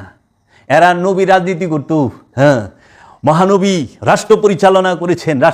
মহানবী রাষ্ট্র পরিচালনা করার জন্য আসে নাই। আওলাদের রসুল রাষ্ট্রের জন্য ভুক্কা না। সৌদি আরবটা এতটুক, তারা কুলকাইয়ানাতের সম্রাট, তারা কুলকাইয়ানাতের বাদশাহ। সৌদির এতটুক জায়গার লেগে কামরা কামড়ি তগমত না রে। তাই কোন আল্লাহর ওলি বলছিল, নামাজে জাহেদা মেহরাব মিম্বার, নামাজে আশেকা দর বদর। মোল্লার নামাজ মেহরাব আর মিম্বারের মধ্যে সীমাবদ্ধ, আর আশেকের নামাজ দারে দারে খোদার আরশ পর্যন্ত তার সীমা। কাজেই আল্লাহর হাবিব আওলাদ রসুলগণ এই জাজিরাতুল আরবের এতটুকু একটা জায়গা, মক্কা মদিনা, হেজাজে মক্কা হেজাজে মদিনা, ইরাক টিরাক, এইটুকের লেগে মারামারি করব, কাটাকাটি করব, এগুলা যারা কয় এগুলেরই তো ইমান নাই, যারা কুলকাইয়ানাতের বাদশাহ। আল্লাহর রসুল আগমন করছে, কোরআন বলতেছে মানুষের নফসকে পবিত্র করার জন্য, আল্লাহর কিতাব শিক্ষা দেওয়ার জন্য, আল্লাহর হেকমতের জ্ঞান দেওয়ার জন্য এবং আল্লাহর আয়াত তিলাওয়াত করে শোনানোর জন্য, আল্লাহর নিদর্শন বর্ণনা করার জন্য। নবীর আগমন হচ্ছে যে নবী সাক্ষীদাতা, নবী মুবাশশিরা সুসংবাদদাতা, নাজিরা সতর্ককারী, এবং সে আল্লাহর দিকে দাওয়াত দেনেওয়ালা, এর জন্য আসছে। যখন আমার নফস পবিত্র হয়ে যাবে, খান্নাস মুক্ত হয়ে যাবো, তখন তো এমনিতেই সমাজ সুন্দর। আল্লাহর হাবিব যখন সবার নফস থেকে, আল্লাহর রসুল যখন মানুষের নফস থেকে খান্নাসরূপী শয়তানকে তাড়ায় দেয়, তখন আর ওই মানুষটা দুনিয়ার লোভ লালসায় থাকে না। তখন সে অটোমেটিক আল্লাহর রসুলকে রাষ্ট্রনায়ক, তার রাজ্যের বাদশা বানায় রাখে। আমার হৃদয়ের বাদশা আমার মুর্শিদ, আমার হুকুমের বাদশা আমার মুর্শিদ, আমার জীবনের সমস্ত কিছুর মালিক মুর্শিদ। তো অটোমেটিক আল্লাহর রসুল হয়ে যায় যে সমস্ত কিছু পরিচালনা করে। যে আল্লাহর রসুল বলছে সম্পদ জমা করা হারাম, 3 দিনের খাবার জমা করা হারাম, সেই আল্লাহর রসুলকে এরা রাজনীতিবিদ বানায় দেয়। আর এরা কিতাব লেখা কোরআনের বিরুদ্ধে, এরা রাষ্ট্র গঠনের লেগে মারামারি কাটাকাটি করে। আল্লাহ রসুল বলছে সম্পদ জমা করাই হারাম। সূরা হুমাজা খুলেন, কইরা দেখেন, 3 দিনের খাবার জমা করা হারাম। তাহলে আপনারা তো 3 দিনের কি, আপনারা কত বছরের খাওন মজুদ করে রাখছেন, হিসাব আছে। আল্লাহর যদি সম্পদ জমা করা না থাকে, সম্পদ কেউ না জমাতে, তো দুনিয়ায় শান্তি শান্তি। কারণ মানুষ সমস্ত অপকর্ম করে সম্পদের জন্য আর যৌবনের জন্য। দেখেন যায়া মানুষ সম্পদ অর্জন করে যৌবনকে উপভোগ করার জন্য। খুঁজা দেখেন, কারণ সমস্ত পাপের মূল চাবিকাঠি সম্পদ। ঘুষ খায় সম্পদের লেগা, সুদ খায় সম্পদের লেগা, আত্মসাৎ করে সম্পদের লেগা, হক মাইরা খায় সম্পদের লেগা, খুন করে সম্পদের লেগা, মারামারি কাটাকাটি, হানাহানি, মামলা মোকদ্দমা, যুদ্ধ বিগ্রহ, সব সম্পদের লেগে। আচ্ছা, সম্পদ দিয়ে কী করব? ভোগ করব। কি ভোগ করব? যৌবনকে। তখন যখন আপনার প্রতিটা মানুষের কাছে সম্পদ হয়, টাকা হয়, তখন কি করে? থাইল্যান্ড যায়, সিঙ্গাপুর যায়, দুবাই যায়, কাতার যায়, আমেরিকা যায়, ইউরোপে যায়। ওখানে যায় কি করে? এরপর একটু কই দিমু, থাক, অনেক টাকা খরচ করে। আবার বুড়া বেটিরে লয়ে যায় না, বুড়া বেটার কাছেও যায় না, যৌবনের পাগল। তো মানুষ 2টা জিনিসের জন্য সমস্ত অপকর্ম করে, একটা হলো যৌবন আর একটা হলো সম্পদ। এই 2টাকে কেন্দ্র করে আপনি অনেক বড় ডাক্তার হইবেন, আপনার বাচ্চাটারে ডাক্তার করবেন, হ্যাঁ করছেন, উনি অনেক বড় ডাক্তার হইব। আপনার নিয়ত কি? ডাক্তার হইলে অনেক পয়সা কামাইব, সুন্দর দেখে একখান বিয়া করাইছেন, টকটকা কয়টা নাতিনাত করইব, ওইছে ফ্যাস, খেলা খতম। তা আপনি তো এই সম্পদ আর এই যৌবন রেলে এই রয়েছেন। আমরাও পড়াশোনা করি ওই রকম সচিব টচিব প্রফেসর ও সুন্দর টকটকা দেখে একটা বিয়া করব, আমাকেও খেলা খতম। কটা পোলাপান নেব, আমি খামো, আমার বউ খাইবো, আমার পোলাপান খাইবো, সব খালাস। ঘুষ খায় কতটি সম্পদ জমাই থেকে যাবো, মানুষের আত্মসাৎ করে 10-12টা বাড়ি করুম, 200 পাখি জায়গা করুম, বাস সাপ সাপকে মানুষে ডাকবো, 80-82 বছরে সাপ শেষ। বাস বাড়ির কোনায় কবর দিবার গেলে কইব না না না বাড়িতে কবর দেওয়ার দরকার না, গোরস্থানে ফেলাইতে হয়, যাও যাও যাও লো তাড়াতাড়ি। আবার মৌলবী সাহেবরা দৌড়ে আয় পড়বো, এই বেশিক্ষণ না আজাব শুরু হয়ে যাব, তাড়াতাড়ি লো। এই জীবন। বা তাই বাবা লালন সাইজি বলছে যে মুখে মুখে মুসলমান সব, সত্য কাজে কেউ নয় রাজি, সবই দেখি টানা নানা, সব টানা নানা, সত্য কাজে কেউ রাজি না। আবার আরেকটা কালামে বলছে কারো রবে না এ ধন, এই জীবন ও যৌবন, তবে কেন মন এত বাসনা, একবার সবুরেরও দেশে বয়নারে দম কষে, উঠিস না রে বেশে পেয়ে যন্ত্রণা। এই জীবন আর যৌবন এটা ক্ষণস্থায়ী, এই দেহ আর যৌবনটা ক্ষণস্থায়ী। যৌবন অল্প সময়, দেহ ধারণ করছে এটা অল্প সময়। কারো রবে না এই ধন, এই দুইটাই ধন, জীবন এবং যৌবন, তবে কেন মন এত বাসনা, এত কিছু চাহিদা কেন? আর এত চাহিদা মেটাইবার জন্যই তো অপকর্ম করতে হবে। এরা কি ইসলাম প্রতিষ্ঠার লেগে এত চিল্লাচিল্লি করে? এত মিছা কথা না। আল্লাহর রসুল নফসকে পবিত্র করছে।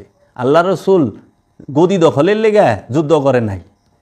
যখন এই গদি দখলকারী গো কইছে যে তোমরা নফসকে পবিত্র করো, আমাকে মানো, তখনই তারা মারবার গেছে।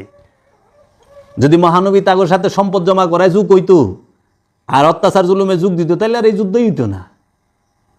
বিষয়টা তো এখানে তাদের মতের বিরুদ্ধে কথা বলছে রসুল, তারা যেটা চাইছে তার বিরুদ্ধে, এর জন্য জিহাদ। এর জন্য আল্লাহর অলি গো এখন অনেক কাঠকোকা মৌলবী সাহেব, অনেক মানুষ আছে সম্পদ জমাকারী, অলি আল্লাহ গো ঝাতা ভাষায় কথা বলে, বেয়াদব, বুঝেই না ও কয়টা পয়সা পাতি সয় সম্পদ হইছে, ও নিজেরে কি যে ভাবতাছে।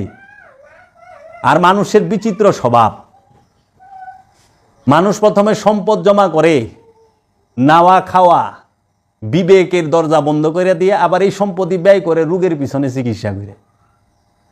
মানে সম্পদ জমাইবার যায় রোগ বানায়, সম্পদ জমা করবার যায় এত মেহনত করছে, এত কিছু করছে, নিজের দিকে চাওয়ানোর সময় না, রোগ বানায় হালাইছে। আবার এই রোগের চিকিৎসা করবার যায় ওই সম্পদ খরচ করে। কি একটা অবস্থা! আল্লাহ, বাবা জাহাঙ্গীর বলছে, আল্লাহর মায়ের দিলেও বোঝা যায় না, নিলেও বোঝা যায় না। আল্লাহ দিলেও বোঝা যায় না, নিলেও বোঝা যায় না। এর জন্য রসুল চলমান, রসুল বহমান, রসুলের সব সময় রসুলের দরজা খোলা, কারণ রসুল না থাকলে হেদায়েতের দরজা বন্ধ হয়ে যায়। 16 নম্বর সূরা নহলের 36 নম্বর আয়াতে বলা হয়েছে, ওয়ালাকাদ বা আসনা ফি কুল্লি উম্মাতির রসুলান আনিবুদুল্লাহ ওয়াস্তানিবু তাগুত। এবং সত্য সত্যই আমরা প্রত্যেক জাতির মধ্যে একজন রসুল পাঠাই, যাতে তারা আল্লাহর ইবাদত করে এবং তাগুতের বর্জনের শিক্ষা দেয়। রসুল আমাদেরকে ইবাদত শিক্ষা দিবে, আল্লাহর দাসত্ব কেমনে করে এবং তাগুত বর্জনের শিক্ষা দেবে। প্রত্যেক জাতিতে আল্লাহ একজন রসুল পাঠাইছে। তাহলে আমরা কি? বাঙালি জাতি, আমাদের ভাষা কি? বাংলা। বাঙালি জাতিতে কি রসুল আসে নাই? যদি কেউ বলে না আসে নাই, তাহলে কোরআনের এই আয়াতের অবস্থানটা কই দাঁড়ায়? এই আয়াতকে কি অস্বীকার করা হয় না? অখণ্ড ভারত, ভারতবর্ষ, ভারতীয়রা এটা হিন্দি একটা জাতি, হিন্দুস, হিন্দ, আরবিয়ানরা বলে হিন্দ। এই হিন্দুস, এই হিন্দুস্থানীরা এর একটা জাতি, হিন্দি একটা ভাষা, উর্দু একটা ভাষা, পাকিস্তানের একটা জাতি। তাহলে এই জাতির মধ্যে কি রসুল আসে না আল্লাহর নিদর্শন, আল্লাহর হেদায়েত করার জন্য, বর্ণনা দেওয়ার জন্য? এদের কি হাল হইব? প্রত্যেক জাতিতে আল্লাহর রসুল আছে। এই আল্লাহর রসুলের দরজাগুলারে এই উমাইয়া আব্বাসিয়া রাজবংশ বন্ধ করিয়া দিয়া, অস্বীকার করিয়া, তারা মোল্লার দরজা মাদ্রাসা খুইলা শুরু করিয়া দিছে। রসুল মানতেই হবে, রসুল মানতেই হবে। রসুল ছাড়া নফসের পবিত্র করা, খান্নাস মুক্ত হওয়া সম্ভব নয়। তারপর কোরআনে 35 নম্বর সূরা ফাতিরের 24 নম্বর আয়াতে বলা হয়েছে, ইন্না আরসালনাকা বিল হাক্কি বাশীরাও ওয়া নাযীরা ওয়া ইমামিন উম্মাতিন ইলা খালা ফিহা নাযীর। এবং নিশ্চয় আমরা তোমাকে সত্য সহ সুসংবাদদাতা এবং সতর্ককারী রূপে পাঠিয়েছি, এবং একটি জাতীয় নেই যাদের মধ্যে সতর্ককারী পাঠানো হয়নি। দেখছেন, এহেন এই 4 কথাই যে রসুলের যে 4 কাজ, কি করা? কিতাব শিক্ষা দেওয়া, আয়াত বর্ণনা করা, নফসকে পবিত্র করা এবং হিকমত দান করা।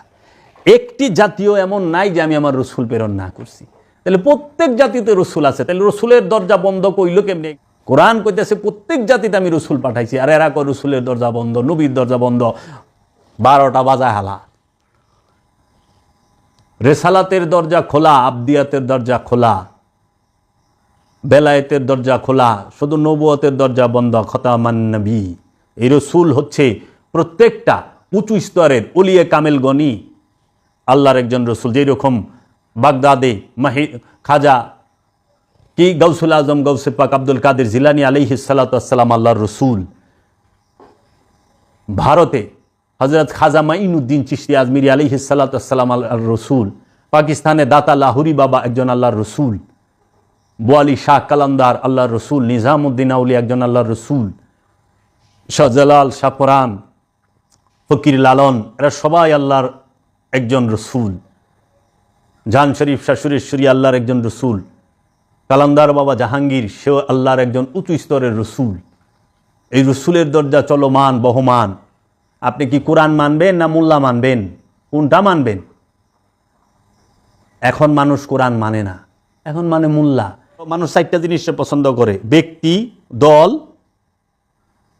অর্থ মানে স্বার্থ, আর হইল সবচেয়ে যেটা তার পছন্দ। প্রথম হইল পছন্দ। পছন্দ কারে? ব্যক্তিরে। মানে ব্যক্তি কোন দল করে? আমাগো দলের, হ্যাঁ, তাহলে হ্যাঁ পছন্দ। মানে ব্যক্তি, মানে ব্যক্তি যদি দেখে যে দলের বিরুদ্ধে গেছে, তখন ব্যক্তিরে ভালা দেয়, দল ধরে, দলের গোলামি করে। এখন দল যদি দেখে যে বিপদে, তখন দল হের লেগা সুবিধার না, হ্যাঁ অন্য দলে যোগ দেয়। কি এর লেগা? স্বার্থের লেগা। তাহলে ব্যক্তি, দল, স্বার্থ, ক্ষমতা, বাস সমস্ত কিছু স্বার্থকে কেন্দ্র কইরা যে যে দলই করে। এখন যে সুদ খায় তার কাছে কোনোদিন আমার কথা ভাল লাগবো না। সুদ খোরে আমার ভিডিওর কমেন্টে লিখবো ভণ্ড, কিন্তু হ্যাঁ যে ভণ্ড এটা কইব না। যে ঘুষ খায়, যে সুদ খায়, সে অন্যের সম্পদ মাইরা খাইছে, যে রসুলের লেগা সোয়াব পাঠাইছে, যে রুহের লেগা সোয়াব পাঠাইছে, যে রসুলের দরজা বন্ধ মানে, সে আমার এই ওয়াজ শুনলেই খেয়ে যাইব, সে বন্ড লিখবো। দেখবেন আমার এই কমেন্ট ভিডিওর কমেন্টে যদি কেউ বন্ড লেখে কিংবা আজে বাজে কমেন্টস করে, বুঝবেন যে এইটা ওই দলের। ফেরাউন কারে কয়? যে সম্পদ জমা করে। নমরুদ কারে কয়? নমরুদ হইল যে কামনা বাসনার আগুনে ভরপুর হইয়া রইছে, সেই নমরুদ। তো ফেরাউন, নমরুদ। আর আবু জাহেল কি? আবু জাহেল হচ্ছে যে নবীকে অস্বীকার করে, রসুলকে অস্বীকার করে, সত্যকে মুখের উপরে অস্বীকার করে, ওইটি আবু জাহেল। এর জন্য নমরুদ এখন গলিতে গলিতে আছে, ফেরাউনও গলিতে গলিতে আছে, আবু জাহেলও আছে। কারণ এগুলো সব প্রতীকী নাম। যেরকম মক্কার মিনায় শয়তান খাড়া করে রাখছে 3 হ্যান, এটা হলো প্রতীক, এটা হলো চিহ্ন। কিন্তু শয়তান আপনার হৃদয়ে, শয়তান থাকে কলবে। কলবে শয়তান লইয়া পায়ের জুতা খুইলা পাথরে মারবার লইছে। এর থেকে বেকল গাছে ধরে। ওই যে সনাতন ধর্মের নিজে রাবণ হইয়া, হ্যাঁ পুতলা রাবণ রে যায় তীর মারে, বোম বুম লাগায়া। মানে রাবণ যখন ফুটে, তখন ভিতরে রাবণ রে লয়ে যাইরা দৌড়। এ কি অবস্থা! জান বাসা, তুই নিজেই রাবণ, তুই কারে তীর মারস? নিজের দিকে ছা। আল্লাহর হাবিব বলছে, মানারাফা নাফসাহু ফাকাদ আরাফা রাব্বাহু, যে নিজেকে চিনছে সে আল্লাহকে চিনছে। আর আল্লাহ বলছে, ইয়া আইয়ুহাল্লাযীনা আমানু আলাইকুম আনফুসাকুম, তোমরা তোমার নফসের খবর নাও। তাই আল্লাহর হাবিব এই রেসালাত, এই বেলায়েত, এই আবদিয়াত সবসময় চলমান এবং সর্বশ্রেষ্ঠ মর্যাদার অধিকারী। এই সৃষ্টি জগৎ এবং রহস্য জগতে আল্লাহর হাবিব এবং আল্লাহর হাবিবের ইতরাতগণ, আল্লাহর হাবিবের বংশগণ। আল্লাহর হাবিব আমাদের জন্য, আল্লাহর হাবিব কেতাব রাখছে আর ইতরাত রাখছে, বংশ রাখছে, আওলাদ রাখছে আর কেতাব রাখছে। সেই কেতাব নুরি কিতাব, কোনো বই না। এই কেতাব আর ইতরাত একসাথে। মাওলা আলী সে নিজেই কিতাব, মাওলা আলী নিজেই ইতরাত। মাওলা হাসান নিজেই কিতাব, মাওলা হাসান নিজেই ইতরাত। মাওলা হুসাইন নিজেই কিতাব, মাওলা হুসাইন নিজেই ইতরাত। মা ফাতেমাতুজ জাহরা নিজেই কিতাব, মা ফাতেমাতুজ জাহরা নিজেই ইতরাত। বড় পীর আব্দুল কাদের জিলানী আলাইহিস সালাতু ওয়াস সালাম সেই হাকিকি নূরের কিতাব, সেই ইতরাত। খাজা বাবা সেই হাকিকি কিতাব, সেই ইতরাত। বাহাউদ্দিন নকশবন্দ, মুজাদ্দেদ আল ফেসানি, এরা সবাই নুরি কিতাব এবং রসুলের বংশধর। রসুলের নুমা বাবা ফতে আলী ওয়াইসি, নিজামুদ্দিন আউলিয়া বাবা শেখ ফরিদ, বাবা বোয়ালি শাহ কালান্দার, বাবা হাফেজ সিরাজি, বাবা ইমাম গজ্জালি, বাবা আলাদিন কালিয়ার সাবিরি, আহমেদ রিফাই, হুজ্জাতুল ইসলাম ইমাম গজ্জালি, মাওলানা রুম, বাবা শামসে তাবরিজ, এরা সবাই নুরি কিতাব এবং এরাই রসুলের বংশধর। আমার দয়াল বাবা জান শরীফ শাহ সুরেশ্বরী, তিনি নুরি কিতাব, বাবা গাউসুল আজম, বাবা মাইজ ভান্ডারি, সে নুরি কিতাব, সেই নূরের বংশধর, রসুলের বংশধর। বাবা জাহাঙ্গীর আমার মাওলা, বাবা বেদম ওয়ার, এরাও নুরি কিতাব এবং নূরের বংশধর। এদেরকে মানতে হবে, এদের থেকেই মানুষের শিক্ষা গ্রহণ করতে হবে। কাজী আমরা আল্লাহর রসুলদেরকে, আল্লাহর ওলিদেরকে মানব, কারণ রসুল ছাড়া আমাকে কেউ পবিত্র করতে পারবে না। আগে ঈমান আনতে হবে। ঈমানদারের জন্য হইল সালাত ইবাদত, ঈমানদার ছাড়া সালাত নাই। সারা কোরআনে কোথাও রসুল সাল্লাল্লাহু আলাইহি ওয়াসাল্লামকে মাটি অথবা মাটি থেকে তৈরি সৃষ্টি বলা হয় নাই, কিন্তু কুরআনুল মাজিদে 70 স্থানে বলা হয়েছে আল্লাহর হাবিব নূর। সেটার দলিল আমি দিব কোরআন থেকে। আপনারা আমার এই ওয়াজ আলোচনা শুনলে আপনাকে অন্তত এইটুকটা পাবেন যে হ্যাঁ, তার কাছে এই জিনিস আছে 70 স্থানে। এবং আপনারা আশ্চর্য হবেন, কোরআনে আল্লাহ তাআলা বলতেছেন যে আমি বাশারকে সৃষ্টি করছি পুরা ঠনঠনা মাটি দিয়া। বাশার সৃষ্টি করছে, বাশার শব্দের অর্থ হলো চামড়া, চামড়া। মহানবী বলছে, মহানবী কোরআনের মাজিদে বলছে কুলিন্না মা আনা বাশারুম মিসলুকুম, কুল বলে দিন ইন্না নিশ্চয় আমি, মা কি, বাশারুম মিসলুকুম তোমাদের মতো চামড়াধারী। প্রশ্ন করছে আমি কি তোমাদের মতো চামড়াধারী? ওখানে আমি কি, এই মা শব্দটা কাইটা দেয় ওয়াহাবীরা, বলছে যেরকম মা শব্দ কি কাইটা দিলে যা আমি তোমাদের মতো চামড়াধারী বাশার মানুষ, এইটা লয়া। কিন্তু ওই যে 70 জায়গায় যে কইতেছে আল্লাহর হাবিব নূর, এইটা চোখে দেখে না মৌলবীরা। চক্রান্ত দেখেন আল্লাহর হাবিবকে নিয়ে। সেই চক্রান্তটা কি? সেই চক্রান্তটা হইল এইরকম যে কোরআন হচ্ছে উম্মুল কিতাব, কোরআনের মতো সর্বশ্রেষ্ঠ কিতাব আর নাই। সমস্ত কিতাবের সর্বশ্রেষ্ঠ কিতাব হইল কোরআন। আচ্ছা, কোরআন যে লই আইছে রুহুল আমিন, সে হচ্ছে সর্বশ্রেষ্ঠ মর্যাদার অধিকারী। মৌলবীরা কয় জিব্রাইল ফেরেশতা লই আইছে, তো ফেরেশতাদের সৈয়দ হইল জিব্রাইল। যদিও আমি এটা স্বীকার করি না জিব্রাইল কোরআন আনছে, কারণ কোরআন বলতেছে রুহুল আমিন এসেছে। মোল্লাদের কথা দিয়েই ধরি, জিব্রাইল সে যে কোরআন নিয়ে আসলো সে সৈয়দাতুল মালাইক হইল, সর্দার হয়ে গেল, ফেরেশতাদের ইমাম। যে কোরআন নিয়ে আসলো, কোরআন উম্মুল কিতাব হইল। যেই পাহাড়ে কোরআন নাজিল হইল হেরা পর্বত, সেটাকে বলা হয় সৈয়দাতুল জাবাল। তাইলে যেই রাতে যেই মাসে কোরআন নাজিল হইল সেই মাসকে বলা হয় সৈয়দাতুল শাহর, মানে 12 মাসের মধ্যে সবচেয়ে সর্বশ্রেষ্ঠ মাস হলো রমজান মাস। যেই রাতে নাজিল হইল সেই রাতকে বলা হয় সৈয়দাতুল লাইল, মানে সর্বশ্রেষ্ঠ রাত্রি। তাইলে যে পাহাড়ে নাজিল হইল সেই পাহাড় হইল সর্বশ্রেষ্ঠ পাহাড়। যেই মাসে নাজিল হইল কোরআন সেই মাস হইল সর্বশ্রেষ্ঠ মাস। যেই কোরআন নিয়ে আসলো সে হইল সর্বশ্রেষ্ঠ ফেরেশতা। যেই কোরআন নাজিল হইল সেটা হলো সর্বশ্রেষ্ঠ কিতাব। যেই রাইতে নাজিল হইল সেটা হলো সর্বশ্রেষ্ঠ রাত। কিন্তু যার উপরে নাজিল হইল হ্যাঁ রয়ে গেল সাধারণ, সে মাটির তৈরি। এটা মোল্লা রামুন কি বুঝায়? জিব্রাইল ফেরেশতার মতো এত উঁচা মর্যাদার ফেরেশতা নাই কেন কোরআন নিয়ে আইছে ওহী বাহক? আচ্ছা ঠিক আছে।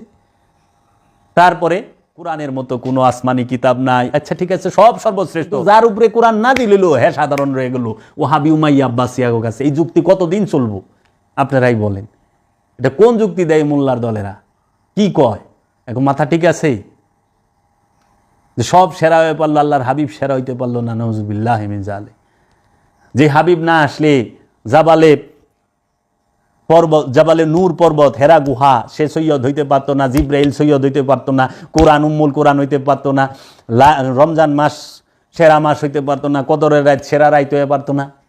যে না আসলে, তার আগমনে, মহানবীর আগমনে সবচেয়ে বেশি দুঃখ পাইছে যেজন, তার নাম জানেন? হইনা নেন, মিস্টার ইবলিশ। অহনো যারা খুব দুঃখ পায় ঈদে মিলাদুন্নবী করলে, তারা বুঝবেন মিস্টার ইবলিশের আওলাদ এবং বংশধর। জি কইব ঈদে মিলাদুন্নবী শিরিক বিদআত বুঝা যাইবেন, তার লগে ঝগড়া করবার যাবেন না যে মিস্টার ইবলিশের আওলাদ এইটা। আবার এরাই ওয়াজ করে মহানবী যেদিন আগমন করেছে কাবা ঘরের মূর্তি ভাঙ্গা পড়ছে, মানে ওরা অগযখন দরকার তখন ফাজাইল বর্ণনা করে। এই রকম সুবিধাবাদী জাতীয় সরকারি দলের লোক এগিনা, যেই সরকার আহে ওরা ওই সরকারের লোক, ওরা কোনো সময় কেউ বিরোধী দল থাকে না। এই মুনাফেকের দল। কোরআন নূর, হা মাইনা নেয়, কারণ আল্লাহ নিজে কোরআনের মধ্যে কইছে কোরআন হইল নূর। আল্লাহ নূর, কোরআন নূর, জিব্রাইল ফেরেশতা হেও নূর, আচ্ছা কেতাব হেইটাও নূর, আল্লাহ কই দিতেছে। আল্লাহ নূর, কোরআন নূর, ফেরেশতা নূর, কিতাব নূর, আর নফস নূর, নবী রসুল মাটি হইল কেমনে? আল্লাহ নূর মানলেন, কোরআন নূর মানলেন, ফেরেশতারা নূর মানলেন, ইমান নূর মানেন। আল ইমানু নূরুন ওয়াল কুফরে জুলমাত, ইমান হইল নূর, ইমান নূর মানেন, যার উপরে ইমান আনলে ইমান হয়, হ্যামাটি হয়। আমি জাতির কাছে, মুসলমান যারা আলেম সমাজ আছেন তাদের কাছে, এবং পীর মাশায়েখ যারা আছেন, অধিকাংশ যারা গোলাপি পীর সাহেব, তাদের কাছে একটি প্রশ্ন, বেশ কয়েকটি প্রশ্ন আমি রাখতে চাই, এবং এটা একটা চ্যালেঞ্জও। যদি কেউ বসতে চান, আমি বসতে ইচ্ছুক, এবং আমি এটা প্রেস ক্লাবেও বলার চেষ্টা করব যদি সময় হয়, যে প্রথম কোরআনে আছে তোমরা তোমাদের মা এবং বাবা এবং সন্তানদের জন্য দোয়া করো, কিন্তু রসুলের জন্য দোয়া করার কথা এবং সোয়াব পাঠানোর কথা সারা কোরআনে কোথায় আছে? এমন কি কোনো আলেম আছেন, এমন কি কোনো পীর সাহেব আছেন যে দেখাইতে পারবেন সারা কোরআন মাজিদ থেকে যে আল্লাহ বলছে রসুলের জন্য একটু দোয়া করতে, রসুলের জন্য সোয়াব পাঠাইতে? এইটা কুফুরি আকিদা, এটা সম্পূর্ণ কুফুরি আকিদা, বেয়াদবি। এইখান থেকে আপনারা সরে দাঁড়ান। 2 নাম্বার, যারা রুহের জন্য মাগফিরাত কামনা করেন অথবা রুহের জন্য সোয়াব পাঠান এবং রুহের 5 ভাগ করেন, তারা নিজেদেরকে আলেম এবং পীরে কামেল বলে দাবি করেন। আমি বলতে চাই তারা আলেম নামের জাহেল, এবং তারা কামেল হইতেই পারে না, এর যোগ্যতাও রাখে না। যেই সমস্ত আলেম, যেই সমস্ত বাউল শিল্পী এবং যেই সমস্ত পীর মাশায়েখগণরা রুহের 5 ভাগ করেন এবং রুহুর জন্য দোয়া করেন, রুহের সওয়াব পাঠান, রুহের মাগফিরাত কামনা করেন, এদেরকে আমি চ্যালেঞ্জ করলাম, যদি জগতে এইরকম কেউ থাকেন প্রেস ক্লাবে আসবেন, বসবো, আমি সব সময় রাজি আছি। ফকুরনির দরবার শরীফে কিংবা আমার সাথে ব্যক্তিগতভাবেও যদি বলেন, আমি কোরআন থেকে দলিল নিয়ে বসবো। সারা কোরআনে রূহ সম্পর্কে 21টি আয়াত আছে, আমি সেই আয়াত নিয়ে বসবো। এক জায়গায় রূহ মৃত্যুবর স্বাদ গ্রহণ করব, অথবা রুহের কোনো ভাগ আছে কেউ দেখাইতে পারবেন? যারা বলেন রুহে হাইওয়ানি, রুহে নাবাতি, রুহে জামাতি, রুহে ইনসানি, এই যে বিপর্যয়, এই যে অজ্ঞতা, এর থেকে বের হবেন কবে আপনারা? রূহ স্বয়ং কুলুর রুহি মিন আমরি রব্বি, রূহ হচ্ছে রবের আদেশ, রবের আদেশ রব থেকে আলাদা না। আবার আল্লাহ বলতেছে ইউতি মাইয়া শাও, আমি যাকে খুশি তাকে দেই, উলকির রুহা, আমরা রু নিক্ষেপ করি। ইউতি মাইয়া শাও, যাকে খুশি তাকে রু নিক্ষেপ করা হয়, যে আর খুশি তার উপরে আল্লাহ রু নিক্ষেপ করে। রু নাজেল হয়, রু তো মিয়া সৃষ্টিই না। তানাজ্জালুল মালাইকাতি ওয়ার রূহ, সূরা কদর। রু নাজেল হয়, তাহলে আপনারা রুকে সৃষ্টি কিভাবে বলেন? যে সৃষ্টি না, তার জন্য কিসের দোয়া? দোয়া তো সব সৃষ্টির লেগেও না, দোয়া তার জন্য যার জন্য মাগফিরাত, তার জন্য যার নফসের সাথে কামনা বাসনা তথা খান্নাস রূপী শয়তান মিশে আছে। শয়তান থাকলে তার জন্য দোয়া, পবিত্রের জন্য তো দোয়া নাই। আর রু তো স্বয়ং আল্লাহ নিজে। এই রু যখন প্রকাশিত এবং বিকশিত হয়, তখন সে যে রূপ ধারণ করে সেটাকে বলা হয় রব, যিনি বিশ্বজাহানের রব। আর এই রবের লেগে দোয়া, মুসলমান এই মুল্লা এগিনার এত দূর গেছে, এরা রসুলের লেগে তো দোয়া করে, আল্লাহরও মাগফিরাত কামনা করে। ছি ছি ছি ছি ছি, নাউযুবিল্লাহি মিন যালিক। এখান থেকে বের হন। যদি এইরকম কোনো থাকেন কেউ যে কোরআন থেকে নিয়ে আমি হুজুর শরীফ লইলে লেখাম হইব না, কারণ রু হুজুর শরীফের বিষয় না। আর এই যে বাউলরা যে আহে বাঙ্গা খোরা ল্যাংরা যুক্তি লই, এইটিও চলবো না। এন থেকে বের হন। অজ্ঞ এরা, এদের ওই রকম কোনো সাধন বোঝনের জ্ঞান নাই। যে জীবনে নিজের ভিতরে ডুব দিল না, সে শয়তানকে কিভাবে জানবো? সে রসুলকে কিভাবে জানবো? খোদাকে কিভাবে জানবো? কারণ শয়তানও থাকে আমার কলবে, আল্লাহও থাকে, কোরআন বলতেছে, সমস্ত ধর্মীয় গ্রন্থগুলো বলতেছে, খোদাও থাকে আমার নফসের নিকটে। নাহানু আকরাবু ইলাইহি মিন হাবলিল ওয়ারিদ, আমার জীবন রোগের নিকটে আল্লাহ অবস্থান করে। তাইলে শয়তানও আমার ভিতরে, খোদাও আমার নফসের নিকটে, তা আমার ভিতরে জীবন আমি ডুবি দেই নাই, তাহলে আমি কেমনে রহস্য পাব? আমি সারা জীবন সবার খোঁজ খবর জানছি, নিজের খবর জানি নাই। রুহের জন্য সোয়াব পাঠানো এবং রসুলের জন্য সোয়াব পাঠানো এটা সম্পূর্ণ কোরআন বিরোধী কথা এবং কুফুরি আকিদা। যদি কেউ এই ব্যাপারে কোরআন দর্শন নিয়ে বসতে চায় তাহলে আমি প্রেস ক্লাবে বসতে রাজি আছি। আমার এই ইটি রইল, যদি এইরকম কোনো আলেম ওলামা পীর মাশায়েখ থাকেন সাদরে আমন্ত্রণ রইল। তারপরে নবী এবং রসুলের জন্য দোয়া করা এবং রুহে মাগফিরাত এবং সোয়াব পাঠানো আমাদেরকে কে শিখিয়েছে? তাহলে আমার প্রশ্ন যে নবী এবং রসুলের জন্য দোয়া করা এবং রুহের মাগফিরাত কামনা করা, রুহে সোয়াব পাঠানো, এটা আমাদেরকে কে শিখাইল? ওই থেকে শিখলাম আমরা।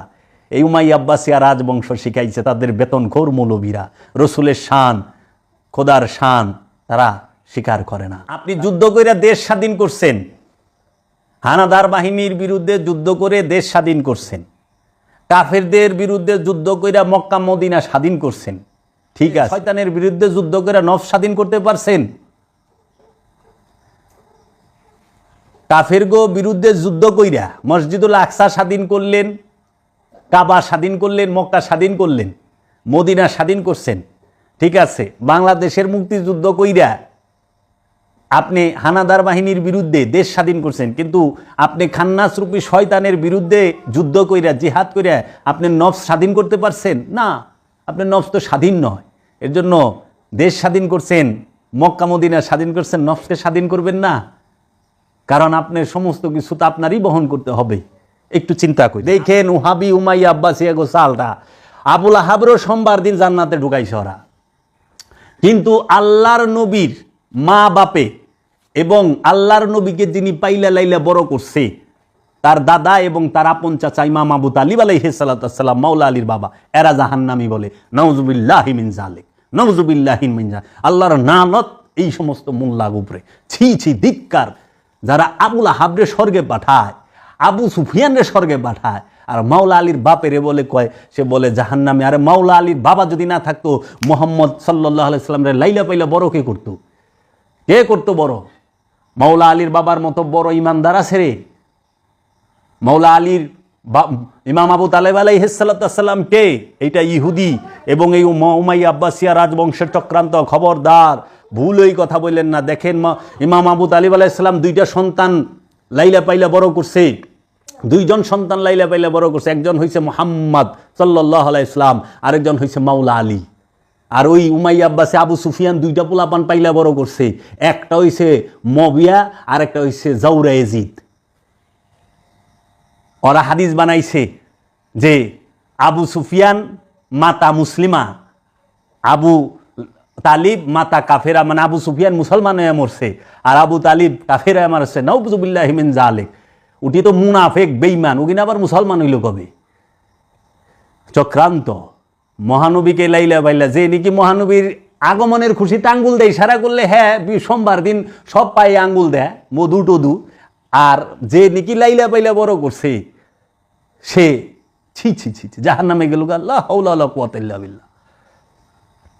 মহানবী হাজরে আসতে একবার ঠোঁট লাগাইছে, সারা জীবন চুম্বন করো। মহানবী একবার পা রাখছে ইব্রাহিম নবী, সেইখানে চুম্বন করো, সেখান থেকে মুসল্লা নেও। আর মহানবী যেই বুকের উপরে সর্বক্ষণ খাড়ায় থাকছে, মহানবী তো তার চাচার বুকের উপরে বৈশা থাকছে, শুইছে, ঘুমাইছে, খাইছে তারটা। যদি মহানবীর চাচা মাওলা আলীর বাবা কাফেরি হয়, তাহলে মহানবী খায়া বড় হইল কারটা? এটা কত বড় জালিমের কথা, কত বড় অপমানজনক কথা, সূক্ষ্মভাবে অপমান। মুসলমানের মাথায় কিচ্ছু নাই, গোবর দিয়া আর গু দিয়া বোঝাই। যে মহানবী 17 বছর পর্যন্ত মাওলা আলীর বাবা মহানবীকে পালছে, 17 বছর পর্যন্ত। আর মহানবীর 52 বছর বয়স পর্যন্ত মাওলা আলীর বাবা মহানবীর সাথে ছিল। তাইলে মহানবী কার ঘরে খাইল? মুসা তো দায়ের দুধ পান করে নাই, মুশরিকের দুধ পান করে নাই, তো মহানবী কার ঘরে খাইল? মা ফাতেমা বিনতে আসাদ, মাওলা আলীর মা, যে নাকি মহানবীকে গোসল করাইছে, যে মহানবীকে লালন পালন করছে 6 মাস বয়স থেকে নিয়ে, মাত্র 6 মাসের শিশু থেকে নিয়ে এত কাল পাইলা বড় করছে, সেই মহানবীকে, সেই মা ফাতেমা বিনতে আসাদকে মোল্লারা এই এরা বলে যে উনি মুসলমান। ইগিনার পিছনে আপনারা নামাজ পড়েন কেমনে? ইগিনারে ঘরে জায়গা দেন কেমনে? ছি ছি ছি ছি ছি। অগদের চক্রান্তটা বুঝছেন? ওরা মহানবীকে সূক্ষ্মভাবে আপনাকে বুঝতেই দিবে না। আরে মুসা নবী তো ছোট নবী মহানবী থেকে, সে যদি মা আসিয়ার ছাড়া 70 জন দায়ের দুধ পান করানোর চেষ্টা করছে, ফেরাউন দুধ পান করে নাই। মহান আল্লাহ নিজে বলতাছে, আমি আমার নবীদের জন্য, রসুলদের জন্য, তারা কখনো হারাম খায় না, হারাম থাকে না, তারা আজন্ম মাসুম। তারা বললোটা কি? ছি ছি ছি ছি ছি ছি। এই ইহুদি, আপনারা তো জানেন না, পৃথিবীতে একটা যুদ্ধ মাত্র মুসলমানের, একটা যুদ্ধ পৃথিবীতে ইহুদির বিরুদ্ধে হয়েছে, মহানবী করছে। সেই যুদ্ধটা হচ্ছে খায়বারের যুদ্ধ, যেটা আপনাদের জানাই নাই। কারণ মদিনায় ছিল ইহুদিদের দখলে, মদিনায় বেশিরভাগ মানুষ ইহুদি। আরবে তখন দুইটা গ্রুপ ছিল, এক হলো ইহুদি আর এক হলো মুশরিক, মূর্তি পূজারক। এ আবু জাহেল, আবু লাহাইবা, ওরা ছিল মূর্তি পূজারক, আর মদিনার মানুষ ছিল ইহুদি। এই ইহুদিগুলোকে একটা যুদ্ধ হয়, সেই যুদ্ধের নাম হলো খাইবরের যুদ্ধ, যেটা সবচেয়ে বড় যুদ্ধ। সেই খাইবরের যুদ্ধের মধ্যে মাওলা আলী নেতৃত্ব দেয়, মাওলা আলী নেতৃত্ব দেয়। ওমর ইবনে আবদের মাথা কাইটা লয়ে হে মাওলা আলী, আর এক হাত দিয়া খালিজ দুর্গের গেট, যে ইহুদিদের যে গেট ছিল ওইটা থাপাদা সিরায়, যে 850 মণ গেট, সেই গেট এক হাত দিয়ে উঁচা করছে। ওইটা দেখে ইহুদিরা ডরায় গেছে। আর অগো যে সর্দার, তার কল্লা কাইটা লইছে। ওই যে ইহুদিদের যে ক্ষোভ, যেটা জমা, যে কে করছে, সমস্ত কাফেরগো তো কুবায়া কাটছেই মাওলা আলী, সমস্ত কাফেরগো। দেখাক না কোন কাফেরটারে কোন সাহাবি মারছে, একটু ইতিহাসটা বাইর করুক না। কইয়া পারবো আবুল আহাবরে কে কুবায়া কাটছে? বাইর করুক। তুমি মহব্বত, রসুলের মহব্বত কার কাছ থেকে শিখবা? তুমি কি রসুলের মহব্বত তার কাছে থেকে শিখবা যে রসুলের কল্লা কাটবার আইছিল, আয়া ইমান আনছে কেরামত দেখা, তার কাছ থেকে শিখবা? না যে যখন রসুল ডিক্লিয়ারই দেয় নাই যে আমি নবী, আমি রসুল, তখন সমস্ত সম্পদ যে দান করিয়া দিছে মা খাদিজাতুল কুবরা, তার কাছ থেকে মহব্বত শিখবা? মহব্বত তুমি কার কাছ থেকে শিখবা? মহব্বত কি তুমি মাওলা আলীর কাছ থেকে শিখবা? না যারা নাকি মহানবীরে পাথর মাইরা এলাকার থেকে বিতাড়িত করছে তাও কাছ থেকে শিখবা? যে মাওলা আলী পেটে থাকতেই দাঁড়ায় যাইতো, মা ফাতেমা বিনতে আসাদ যখন গর্ভবতী অবস্থায়, মাওলা আলী যখন পেটে, তখন মহানবী যদি হাইটা যাইতো, সাথে সাথে পেটের মধ্যে মুচার দেওয়া উঠতো, মা ফাতেমা বিনতে আসাদ দাঁড়ায় যেত। তখন মা তু মহানবীরে পালে না, তখন মহানবী বলছে যে মা, আরবে তো সবাই মামা কয়, যেরকম আমরা আরবে গেছি, আরবিয়ান মহিলারা বলছে আন্তা কালাম আনা মামা, আনা আন্তা মামা, আমি তোমার মা, তুমি আমাকে মা কইয়া ডাকবা। অগো বাবা কইলে, মা কইলে ওরা খুব খুশি হয়, এটা রেওয়াজ। তখন বলছিল মা আপনি দাঁড়ায় যান কেন, আপনি এই অবস্থায়, শরীরটা ভালো না। কয় বাবা আমি কি করুম, আমার পেটে যে আছে হ্যাঁ খাড়ায় যায়, আমি তার বয়ে থাকা পারি না। সেই মাওলা আলী, মাওলা আলীর কাছ থেকেই শিখতে হবে আদব। মা খাদিজাতুল কুবরার কাছ থেকে শিখতে হবে মহব্বত। আদব শিখবা মাওলা আলীর কাছ থেকে, মহব্বত শিখবা মা খাদিজাতুল কুবরার কাছ থেকে। আর যাকে সবচেয়ে বেশি ইজ্জত দিছে পৃথিবীতে মহানবী, সে হলো মা ফাতেমা। মহানবীকে দেখলে কুলকাইয়ে না দাঁড়ায় যায় তাজিমে, আল্লাহ নিজে দাঁড়ায় যায়। আর মা ফাতেমাকে দেখলে মহানবী নিজে দাঁড়ায় যায়। মা ফাতেমা তো জাহরাকে এত সম্মান দিছে, সবাই আল্লাহর হাবিবের জন্য অপেক্ষা করে, মহানবী মা ফাতেমার দরজায় যায় দাঁড়ায় থাকে, তার জন্য অপেক্ষা করে। এটা সুন্নাত। মহানবী ইমাম হাসান হুসাইন আলাইহিস সালাতু ওয়াস সালাম যখন দরবারে নববী, মসজিদে নববীতে প্রবেশ করছে, মহানবী মিম্বর থেকে নাইমা আসছে, আইসা কুলে লইছে, এটা সুন্নত তাজিম। মহানবী নিছে, তারা কত কিমতি। আরে তোরা মহানবীর লেগে জীবন দিবি, আর মহানবীর কাদের উপরে ইমাম হাসান হুসাইন আলাইহিস সালাম বইয়া থাকে, মহরে নবুয়তের মধ্যে পা লাগে। মহানবী তার দুই নাতিকে দুই কান্দে বসায়া বাজারে ঘুরছে। যখন আমাকে কয় না যে নবীর খুশিতে আপনারা রাস্তায় মিছিল করেন, আরে ঘরে ঘরে করবেন, আর এটা তো সুন্নতে রসুল। রসুলই তো তার নাতি গলে রাস্তায় রাস্তায় কান্দে করে ঘুরছে, বাইরে গেছে। তো রসুল যদি ঘরে ঘুরতো, আমরাও ঘরে করতাম। রসুল তো বাইরে গেছে, তাহলে সেই তাজিম কই? মহানবীর কাঁধে কে উঠছে? মহানবীর কুলির পানি সাহাবাই কেরামরা দইরা বুখারী শরীরে মাখছে, খায়া হালাইছে, কুলি করা পানি। মহানবীর নাকের হিঙ্গাইল, মুখের থুতু ফালাইলে সাহাবাই কেরামরা ডইলে বুকে মাখছে, কেউ সাইটা খায়া ফেলাইছে। আর সেই মহানবীর কাঁধে ইমাম হাসান ইমাম হুসাইন আলাইহিস সালাম বসছে। মহানবী যে ইয়ের মতো হইয়া, ঘোড়ার মতো হইয়া পিঠে নিয়ে নাতিগো খেলছে, ঘুরাইছে। আর সেই নাতিগো একজনকে বিষ দিয়া মাওলা হাসানকে মারছে মুয়াবিয়া, আর মাওলা হুসাইনকে শাহাদাত করছে ইয়াজিদ, ইয়াজিদের বংশ। আর হেরা স্বর্গে যাইব গা। আশ্চর্যের বিষয়। আপনারা কি একটু চিন্তা করেন না? আপনারা চাই দেখেন কোনো জায়গায় সমস্যা নাই, উসমান ডে করেন সমস্যা নাই, মুয়াবিয়া ডে করেন সমস্যা নাই, উমর ডে আবু বকর ডে সমস্যা নাই, এগো ফজিলত বর্ণনা করেন কোনো সমস্যা নাই। যখনই আপনি মাওলা আলীর ফজিলত কইবেন, মা ফাতেমার ফজিলত কইবেন, হাসান হুসাইন আলাইহিস সালামের ফজিলত কইবেন, তখনই আপনাকে তকমা লাগাইব শিয়া। ছি ছি ছি ছি ছি। আপনারা দেখেন অগো সমস্যা কোথায়? ঈদে মিলাদুন্নবী নিয়া রসুলের আগমন অগো সহ্য হয় নাই। আচ্ছা, অগো সমস্যা কোথায়? মাওলায়াত নিয়া, মাওলা আলীর মাওলায়াত প্রাপ্ত অগো সহ্য হয় না। কয়টা কুনাহানে নাই, হাদিসে নাই, কোরআনে নাই, দলিল দেন, মানি না, কই পাইলেন? বিদাত শিরক। ঈদে মিলাদুন্নবীও মানে না, মাওলা আয়াত দিবস মাওলার অভিষেকও মানে না, 10ই মুহররম কারবালাও মানে না, মা ফাতেমা শাহাদাত করছে এই শাহাদাতের কথা কইলে সেইটাও মানতে চায় না, মাওলা হাসানকে শাহাদাত করছে সেটাও মানতে চায় না। আবার কতটি মোল্লায় আইছে অহনে নতুন ফতোয়া দিছে যে মহানবী যেদিন ইন্তেকাল করছেন, মহানবী যেদিন আগমন করছেন ওই দিন ইন্তেকালও করছেন, আপনি কোনটা করবেন? আরে গণ্ড মূর্খ, মহানবী বিদায় হজের 81 দিন পরে ইন্তেকাল করছে। বিদায় হজ হয় হইল জিলহজ মাসের 10 তারিখ। আরবি মাসগুলা হয় 29, 30, 30 মাস 29 মাস তাদের। বিদায় হজের 10 তারিখ, বিদায় হজ হইল জিলহজ মাসের 10 তারিখ। তো জিলহজ মাসে থাকে 20 দিন। জিলহজের পরে বছরের প্রথম মাস মহরম, কারণ আরবিতে জিলহজ মাস হলো শেষ মাস, মহরম মাস হলো শুরুর মাস। তো মহরম যদি হয় 30, তাইলে হইল 50। মহরমের পরে হয় সফর, সফর যদি হয় 29, তাইলে হয় 79। আর রবিউল আউয়ালের 1 তারিখ হইলে হয় 80, আর যদি 2 তারিখ হয় তাহলে হয় 81। মহানবী বিদায় হজের পরে 81তম দিনে ইন্তেকাল করছে। তার মানে মহানবীর ইন্তেকালের দিন হইল কি রবিউল আউয়ালের মাসের 1/2। ঐতিহাসিকগণ লিখছে, কারণ তখন তো এই যে ফোনের যুগ না, টেলিফোনের যুগ না, ইমেলের যুগ না, এই ফেসবুকের যুগ না, আধুনিক যুগ না।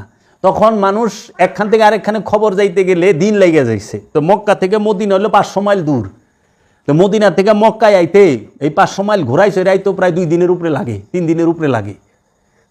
তো ওই সময় মক্কা মদিনায় খবরটা পৌঁছতে একদিন মিনিমাম সময় লেগে গেছে। তো একদিন যদি লাগে তাহলে ওই রবিউল আউয়াল মাসের 1 তারিখ/2, অহনো অবলিকটা উঠাই দাও, 12 হয়ে গেছে, মাঝখান থেকে অবলিক উঠাই দাও। দেখেন ঐতিহাসিকগণ লিখতে যায়া যদি এই যে 1/2 লিখছে, যেরকম 1/2, এই অবলিকটা মাঝখান থেকে সরাই দেন, দাগটাতে তো 12 হয়ে যায়। 12 বানায় দিছে উমাইয়া আব্বাসী। আর আলা খুশি করবা না কানবা?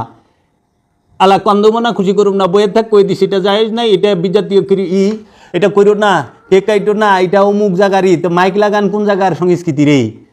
টাইলস লাগানো বিজাতীয় সংস্কৃতি না? মসজিদে ঈদে মিলাদুন্নবী করবা গেলে খালি বিজাতীয় সংস্কৃতি। ওই যে জাকির নালায়েক মুর্দা কমিটির সভাপতি, সে কইছে এটা বেদাত, এটা ঠিক না, এটা বিজাতীয় সংস্কৃতি। ও যে কুটটাই পিন্দে, এটা কোন জাতের সংস্কৃতি? ও যে টিভি চ্যানেল খুলছে, এটাও তো বিজাতীয়। মসজিদে টাইলস লাগাইছস বিজাতীয় সংস্কৃতি, মাইক লাগাইছস বিজাতীয় সংস্কৃতি, গড়ি ব্যবহার করস বিজাতীয় সংস্কৃতি। এটি কি মুসলমানে বানাইছে রে? মিলাদুন্নবীর বেলার মহরমের বেলায় আইলেই তোমাকে ফতোয়া ছিটা যায়। এই জন্য জিলহজ মাস মহানবী বিদায় হজের পরে 81তম দিনে, 80 থেকে 81তম দিনে ইন্তেকাল করেন, পর্দা করেন। আখেরি চাহার সম্বা যাহাকে বলা হয়, সেটা হলো সফর মাসের 25 তারিখ। সফর মাসের 25 তারিখ, সেদিন ছিল বুধবার। তারপরে ফিরা বুধবারে মহানবী আর যান নাই, সোমবারে ইন্তেকাল করছে। সফর মাসের 25 তারিখ যদি হয় তাহলে ওইখানে সফরের আর 4 দিন, বুধ বৃহস্পতি শুক্র শনি রবি, সফর মাস শেষ। 1 তারিখ সোম। রবিউল আউয়াল মাসের 1 অথবা 2 তারিখে মহানবী পর্দা গ্রহণ করে। অনেক কোনো সাহাবা ঈদে মিলাদুন্নবী করছে, দলিল দেওয়া পারবেন? আরে মহানবীর যখন মিলাদ হইছে, মানে আগমন করছে, তখন সাহাবী ছিল। মহানবী যখন 570 অথবা 71-এ যে আসলো, 570 সালে, তখন কোনো সাহাবী ছিল? সাহাবীর জন্ম তো মহানবীর বয়সে 40 বছরে। মহানবীর জাহিরি বয়স যখন 40 বছর, তখন হলো সাহাবীর জন্ম। তাহলে সাহাবি কই থেকে মহানবীর মিলাদুন্নবী করব? ওই সময় তো আলে রসুল আলে বায়েতেরই জন্ম হয় নাই। আলে বায়েতের জন্ম মহানবীর আগমনের 25 বছর পরে। কারণ মহানবী যখন 25 বছরে বিবাহ করেন মা খাদিজাতুল কুবরাকে, তিনি হচ্ছেন আলে রসুলের অন্যতম একজন সদস্য। তারপরে সেন মা ফাতেমা, এই ইমামগণ আসছে। তাই ওই সময় তো আলে রসুলও ছিল না। মহানবীর সাহাবায়ে কেরামদের ভিতরে সাহাবারা মহানবীর আগমনের খবরও কিছু, আগমনের সময় কেউ ছিল না, মহানবীর পর্দার সময় কেউ ছিল না। কারণ মহানবীকে যখন রাখা হয়, দাফন করা হয়, রওজায় রাখা হয়, তখন তো সাহাবায়ে কেরামরা ছিল না, সবাই মক্কা চলে গেছে। মাত্র 22 জন ছিল, সর্বোচ্চ পাওয়া যায় মাত্র 22 জন। তাহলে 1,29,000 সাহাবি গেল কই? 1.25 লাখ সাহাবি গেল কই তারা? মহানবীর রওজায় রাখার সময় মাত্র 22 জন, কেউ কয় 12 জন, কেউ কয় 13 জন, 22 জন সর্বোচ্চ। কো মোল্লারা তো ওয়াজ গিনা করে না, আবার কয় সাহাবারে, তো সাহাবায়ে কেরাম যা না করছে তুমি তাই করবা না? এগুলা হইল খোরা যুক্তি। যার আগমনে কুল কাইয়েনাত রহমত প্রাপ্ত হয়েছে, তার আগমন অবশ্যই আমরা ঈদ বানাবো। মহানবী যেই দিন আগমন করছে সেই দিন মহানবী উফাত লাভ করেন নাই। এটা অপপ্রচার উমাইয়া আব্বাসিয়ার, এখান থেকে বের করতে হবে। আমি আপনাদেরকে সোজা হিসাব দিয়ে দিছি। বিদায় হজ কবে হইছে সেই হিসাব বাইর করেন, বিদায় হজের পরে মহানবী কতদিন ছিল সেটা বাইর করেন, বাইরে যাইব। আল্লাহর হাবিব সাল্লাল্লাহু আলাইহি ওয়াসাল্লাম সমস্ত আলমের রহমত। আল্লাহর হাবিব না হলে কোনো কিছুই হতো না, এবং কোনো মুমিনের জন্ম হতো না, কোনো ইমানদারের জন্ম হতো না। ইমানের কেন্দ্রবিন্দু মহানবী, মমিনের কেন্দ্রবিন্দু মহানবী, নবুয়তের কেন্দ্রবিন্দু মহানবী, রেসালাতের কেন্দ্রবিন্দু মহানবী, আবদিয়াতের কেন্দ্রবিন্দু মহানবী, বেলায়েতের কেন্দ্রবিন্দু মহানবী, ইমামাতের কেন্দ্রবিন্দু মহানবী, রহমতের কেন্দ্রবিন্দু মহানবী, নূরের কেন্দ্রবিন্দু মহানবী, জ্ঞানের কেন্দ্রবিন্দু মহানবী, ফজিলতের কেন্দ্রবিন্দুর মহানবী, সমস্ত কিছুর মূলেই মহানবী। প্রত্যেক মাস রসুল আল্লাহর, প্রত্যেক সফিনা রসুল আল্লাহর, প্রত্যেক মদিনা রসুল আল্লাহর। কেননা তিনি সমস্ত মাসের আগে, যখন পৃথিবী ছিল না তখনও নবী আল্লাহ ছিলেন, যখন চাঁদ ছিল না নবী আল্লাহ ছিলেন, যখন কোরআন ছিল না নবী আল্লাহ ছিলেন, যখন সাহাবা ছিল না নবী আল্লাহ ছিলেন, যখন মসজিদ ছিল না নবী আল্লাহ ছিলেন, মাদ্রাসা ছিল না নবী আল্লাহ ছিলেন, যখন হাদিসের কিতাব ছিল না তখনও নবী আল্লাহ ছিলেন, মুসলিম, তিরমিজি, বাইহাকি ছিল না তখনও নবী আল্লাহ ছিলেন, যখন কোনো মৌলবী, মাওলানা, মুফতি, মুহাদ্দিস, মুফাসসির ছিল না তখনও নবী আল্লাহ ছিলেন, যখন কোনো মাযহাব হানাফি, শাফি, মালিকি, হাম্বলি ছিল না তখনও নবী আল্লাহ ছিলেন, যখন কোনো ফেরকা ছিল না, সুন্নি, শিয়া, ওয়াহাবি, খারিজি, সালাফি, বাটালবি, চাকরালবি ছিল না তখনও নবী আল্লাহ ছিলেন, যখন হাসর, মিজান, পুলসিরাত ছিল না তখনও নবী আল্লাহ ছিলেন। কোরআন রসুল আল্লাহ, কাবা হচ্ছেন মুহাম্মদ রসুল আল্লাহ, মুসলমানের কাবা হেরেম শরীফ, আর মুমিনের কাবা হচ্ছে মুহাম্মদ রসুল আল্লাহ। আমানুর কাবা হেরেম শরীফ, আর হেরেম শরীফের কাবা মুহাম্মদ সাল্লাল্লাহু আলাইহি ওয়াসাল্লাম। কেবলা মুহাম্মদ সাল্লাল্লাহু আলাইহি ওয়াসাল্লাম, কাবা মুহাম্মদ সাল্লাল্লাহু আলাইহি ওয়াসাল্লাম, সালাত মুহাম্মদ সাল্লাল্লাহু আলাইহি ওয়াসাল্লাম, সিয়াম মুহাম্মদ সাল্লাল্লাহু আলাইহি ওয়াসাল্লাম, মেরাজ মুহাম্মদ সাল্লাল্লাহু আলাইহি ওয়াসাল্লাম, মোহাব্বত মুহাম্মদ সাল্লাল্লাহু আলাইহি ওয়াসাল্লাম, ইমাম মুহাম্মদ সাল্লাল্লাহু আলাইহি ওয়াসাল্লাম, মাওলা মুহাম্মদ সাল্লাল্লাহু আলাইহি ওয়াসাল্লাম, ইমাম রসুল আল্লাহ সাল্লাল্লাহু আলাইহি ওয়াসাল্লাম, মাওলা রসুল সাল্লাল্লাহু আলাইহি ওয়াসাল্লাম, দিন মোহাম্মদ সাল্লাল্লাহু আলাইহি ওয়াসাল্লাম, ঈমান মোহাম্মদ সাল্লাল্লাহু আলাইহি ওয়াসাল্লাম, रहनुमा মোহাম্মদ সাল্লাল্লাহু আলাইহি ওয়াসাল্লাম, কোরআন মোহাম্মদ সাল্লাল্লাহু আলাইহি ওয়াসাল্লাম, ফুরকান মোহাম্মদ সাল্লাল্লাহু আলাইহি ওয়াসাল্লাম, কিতাব মোহাম্মদ সাল্লাল্লাহু আলাইহি ওয়াসাল্লাম, মুজাম্মিল মোহাম্মদ সাল্লাল্লাহু আলাইহি ওয়াসাল্লাম, মুদাসসির মোহাম্মদ সাল্লাল্লাহু আলাইহি ওয়াসাল্লাম, ইয়াসিন মোহাম্মদ সাল্লাল্লাহু আলাইহি ওয়াসাল্লাম, মাস্তান মোহাম্মদ সাল্লাল্লাহু আলাইহি ওয়াসাল্লাম, সিরাতাল মুস্তাকিম মোহাম্মদ সাল্লাল্লাহু আলাইহি ওয়াসাল্লাম, আহাদ মোহাম্মদ সাল্লাল্লাহু আলাইহি ওয়াসাল্লাম, ওয়াহিদ মোহাম্মদ সাল্লাল্লাহু আলাইহি ওয়াসাল্লাম, হাসিন মোহাম্মদ সাল্লাল্লাহু আলাইহি ওয়াসাল্লাম, জামিল মোহাম্মদ সাল্লাল্লাহু আলাইহি ওয়াসাল্লাম, নূর মোহাম্মদ সাল্লাল্লাহু আলাইহি ওয়াসাল্লাম, নূর আলা নূর মোহাম্মদ সাল্লাল্লাহু আলাইহি ওয়াসাল্লাম, রউফুর রহিম मोहम्मद सल्लल्लाहु अलैहि वसल्लम करीम, मोहम्मद सल्लल्लाहु अलैहि वसल्लम आका, मोहम्मद सल्लल्लाहु अलैहि वसल्लम बाका, मोहम्मद सल्लल्लाहु अलैहि वसल्लम जिकिर, मोहम्मद सल्लल्लाहु अलैहि वसल्लम सलातु दामी, मोहम्मद सल्लल्लाहु अलैहि वसल्लम तसव्वुर, मोहम्मद सल्लल्लाहु अलैहि वसल्लम इस्तिकामत, मोहम्मद सल्लल्लाहु अलैहि वसल्लम साबिर, मोहम्मद सल्लल्लाहु अलैहि वसल्लम सल्ले अला मोहम्मद सल्लल्लाहु अलैहि वसल्लम सैयदना मोहम्मद सल्लल्लाहु अलैहि वसल्लम कुरानुल करीम, मोहम्मद सल्लल्लाहु अलैहि वसल्लम कुरानुल मजीद, मोहम्मद सल्लल्लाहु अलैहि वसल्लम कुरानुल हकीम, मोहम्मद सल्लल्लाहु अलैहि वसल्लम कुरानुल मुबीन, मोहम्मद सल्लल्लाहु अलैहि वसल्लम रहमतल लिल आलमीन, मोहम्मद सल्लल्लाहु अलैहि वसल्लम, मोहम्मद सल्लल्लाहु अलैहि वसल्लम रसूल अल्लाह, मोहम्मद सल्लल्लाहु अलैहि वसल्लम नबी अल्लाह, मोहम्मद सल्लल्लाहु अलैहि वसल्लम वली अल्लाह, मोहम्मद सल्लल्लाहु अलैहि वसल्लम अब्दिही अल्लाह, मोहम्मद सल्लल्लाहु अलैहि वसल्लमेर উপরে सल्लु अलैहि वसल्लिमु तस्लीमा। আপনি ঈমান কার উপর এনেছেন? আপনি ঈমান কি নবীর উপরে, রাসূলের উপরে এনেছেন না সাহাবায়ে কেরামদের উপরে এনেছেন? ঈমান আনার শর্ত কার উপরে? আমানতু বিল্লাহি, আল্লাহর উপরে, ওয়া রাসূলিহি, রাসূলের উপরে, ওয়া কুতুবিহি, কিতাবের উপরে, ওয়া মালাইকাতিহি, এবং ফেরেশতার উপরে। ঈমান আনতে হয় আকার উপরে এবং আলে রাসূলের উপরে, গোলামের উপরে নয়। সমস্ত সাহাবায়ে কেরাম তারা তাজিম, তাদেরকে ইজ্জত করতে হবে, সম্মান করতে হবে, যারা সাহাবায়ে কেরাম, যারা মহানবীর সাহাবা, মহানবীর প্রেমিক তাদেরকে। কিন্তু যারা মুনাফিক তাদেরকে কখনোই তাজিম নয়, ইজ্জত নয়। কারণ মুনাফিকের বংশধরেরাই জান্নাতুল বাকিতে ৭,৫০০ সাহাবায়ে কেরামের রওজা মোবারক বুলডোজার দিয়া ভাঙছে ১৯৩২ সালে ২৫শে এপ্রিল। খোঁজ নিয়ে দেখেন এই সৌদি আরবের ওহাবিরা।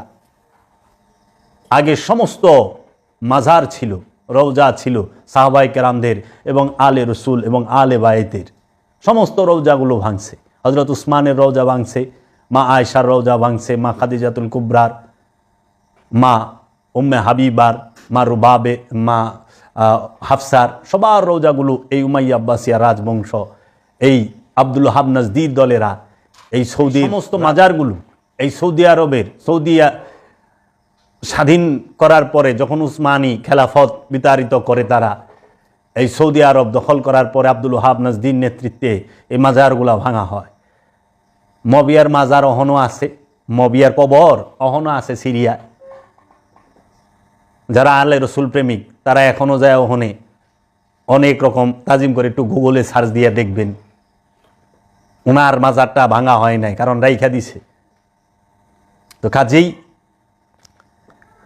এগো আলে রসুলের লেগে দুঃখ নাই, কষ্ট নাই, মা বিয়ার লেগে বড় দুঃখ। তো যাই হোক, ঈমান কার উপরে এনেছ? রসুলের উপরে নাকি মুনাফিকের উপরে, না ল্যাংরা গাঠিয়া লাগু উপরে? আমরা অনেক কিছু আমরা করেছি মহানবীর শানে। আল্লাহ রাব্বুল আলামিন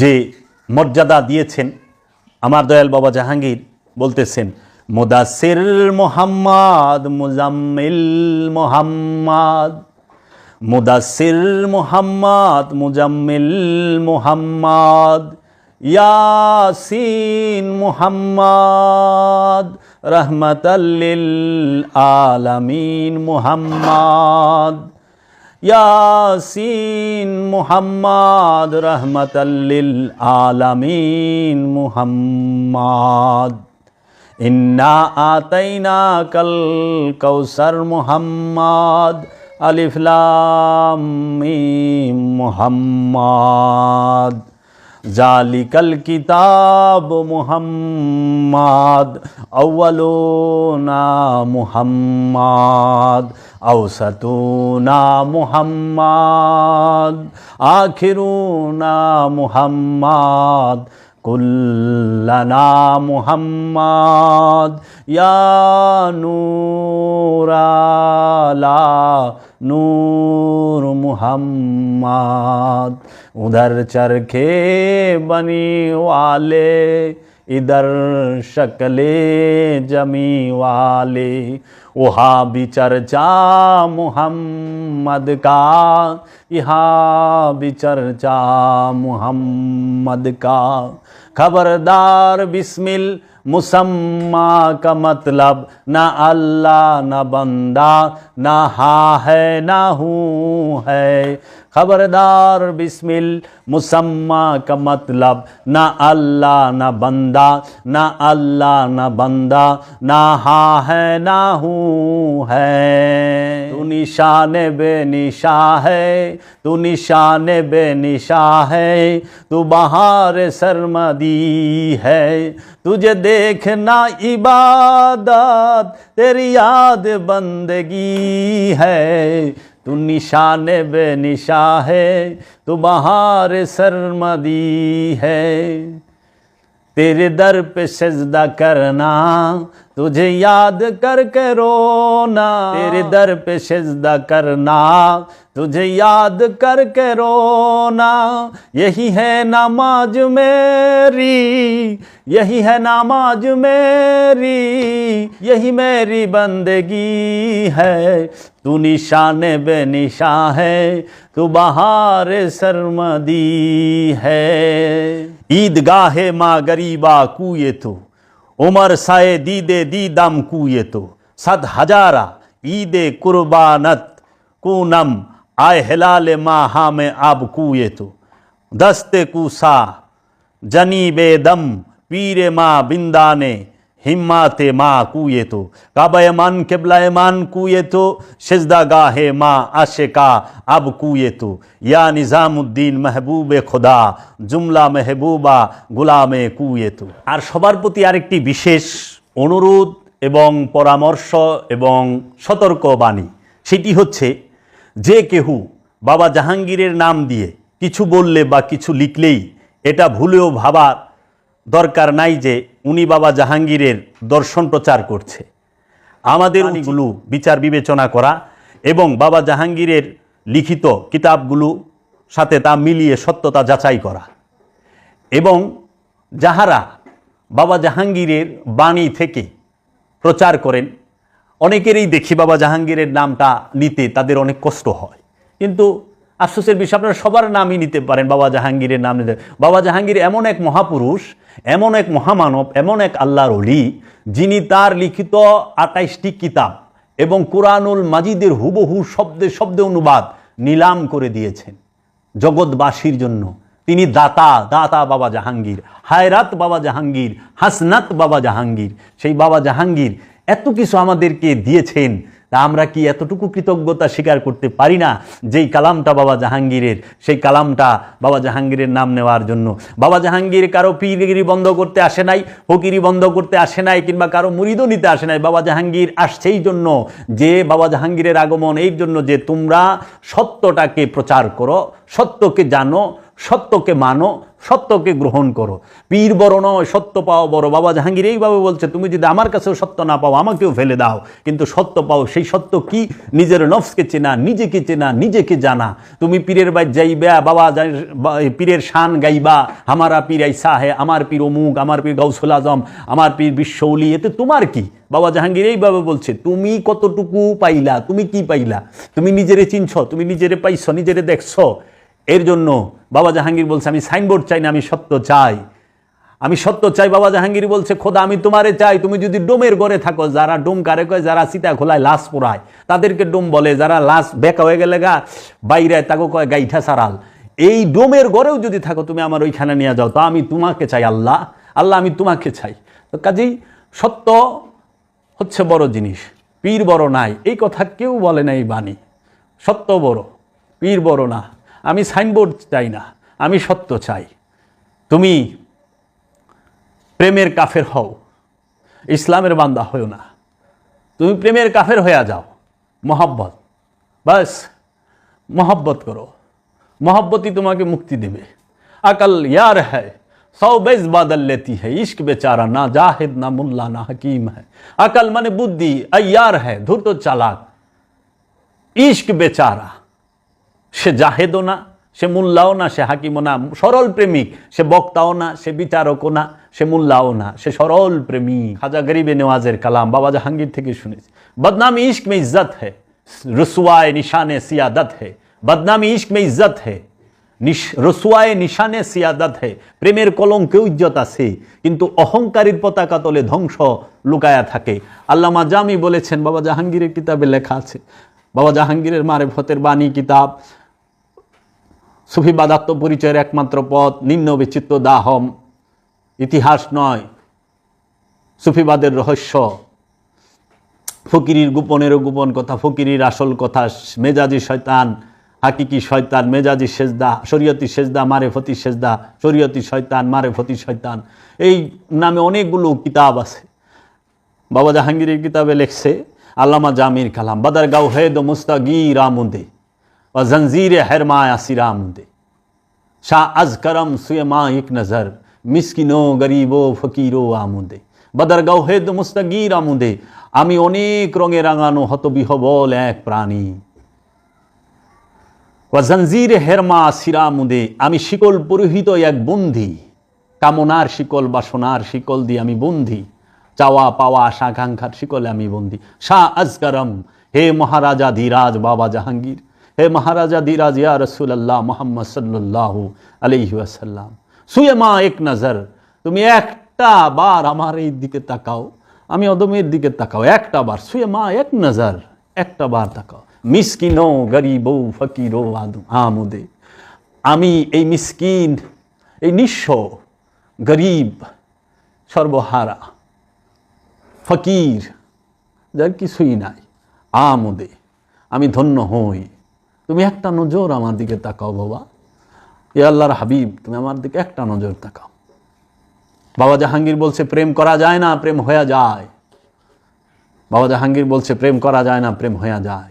বাবা জাহাঙ্গীরের বাণী, বাবা জাহাঙ্গীর বলছে উলঙ্গ শরীর কাপড় দিয়ে ঢাকা যায়, কিন্তু অভাব আর লোভের শরীর কখনো কাপড় দিয়ে ঢাকা যায় না।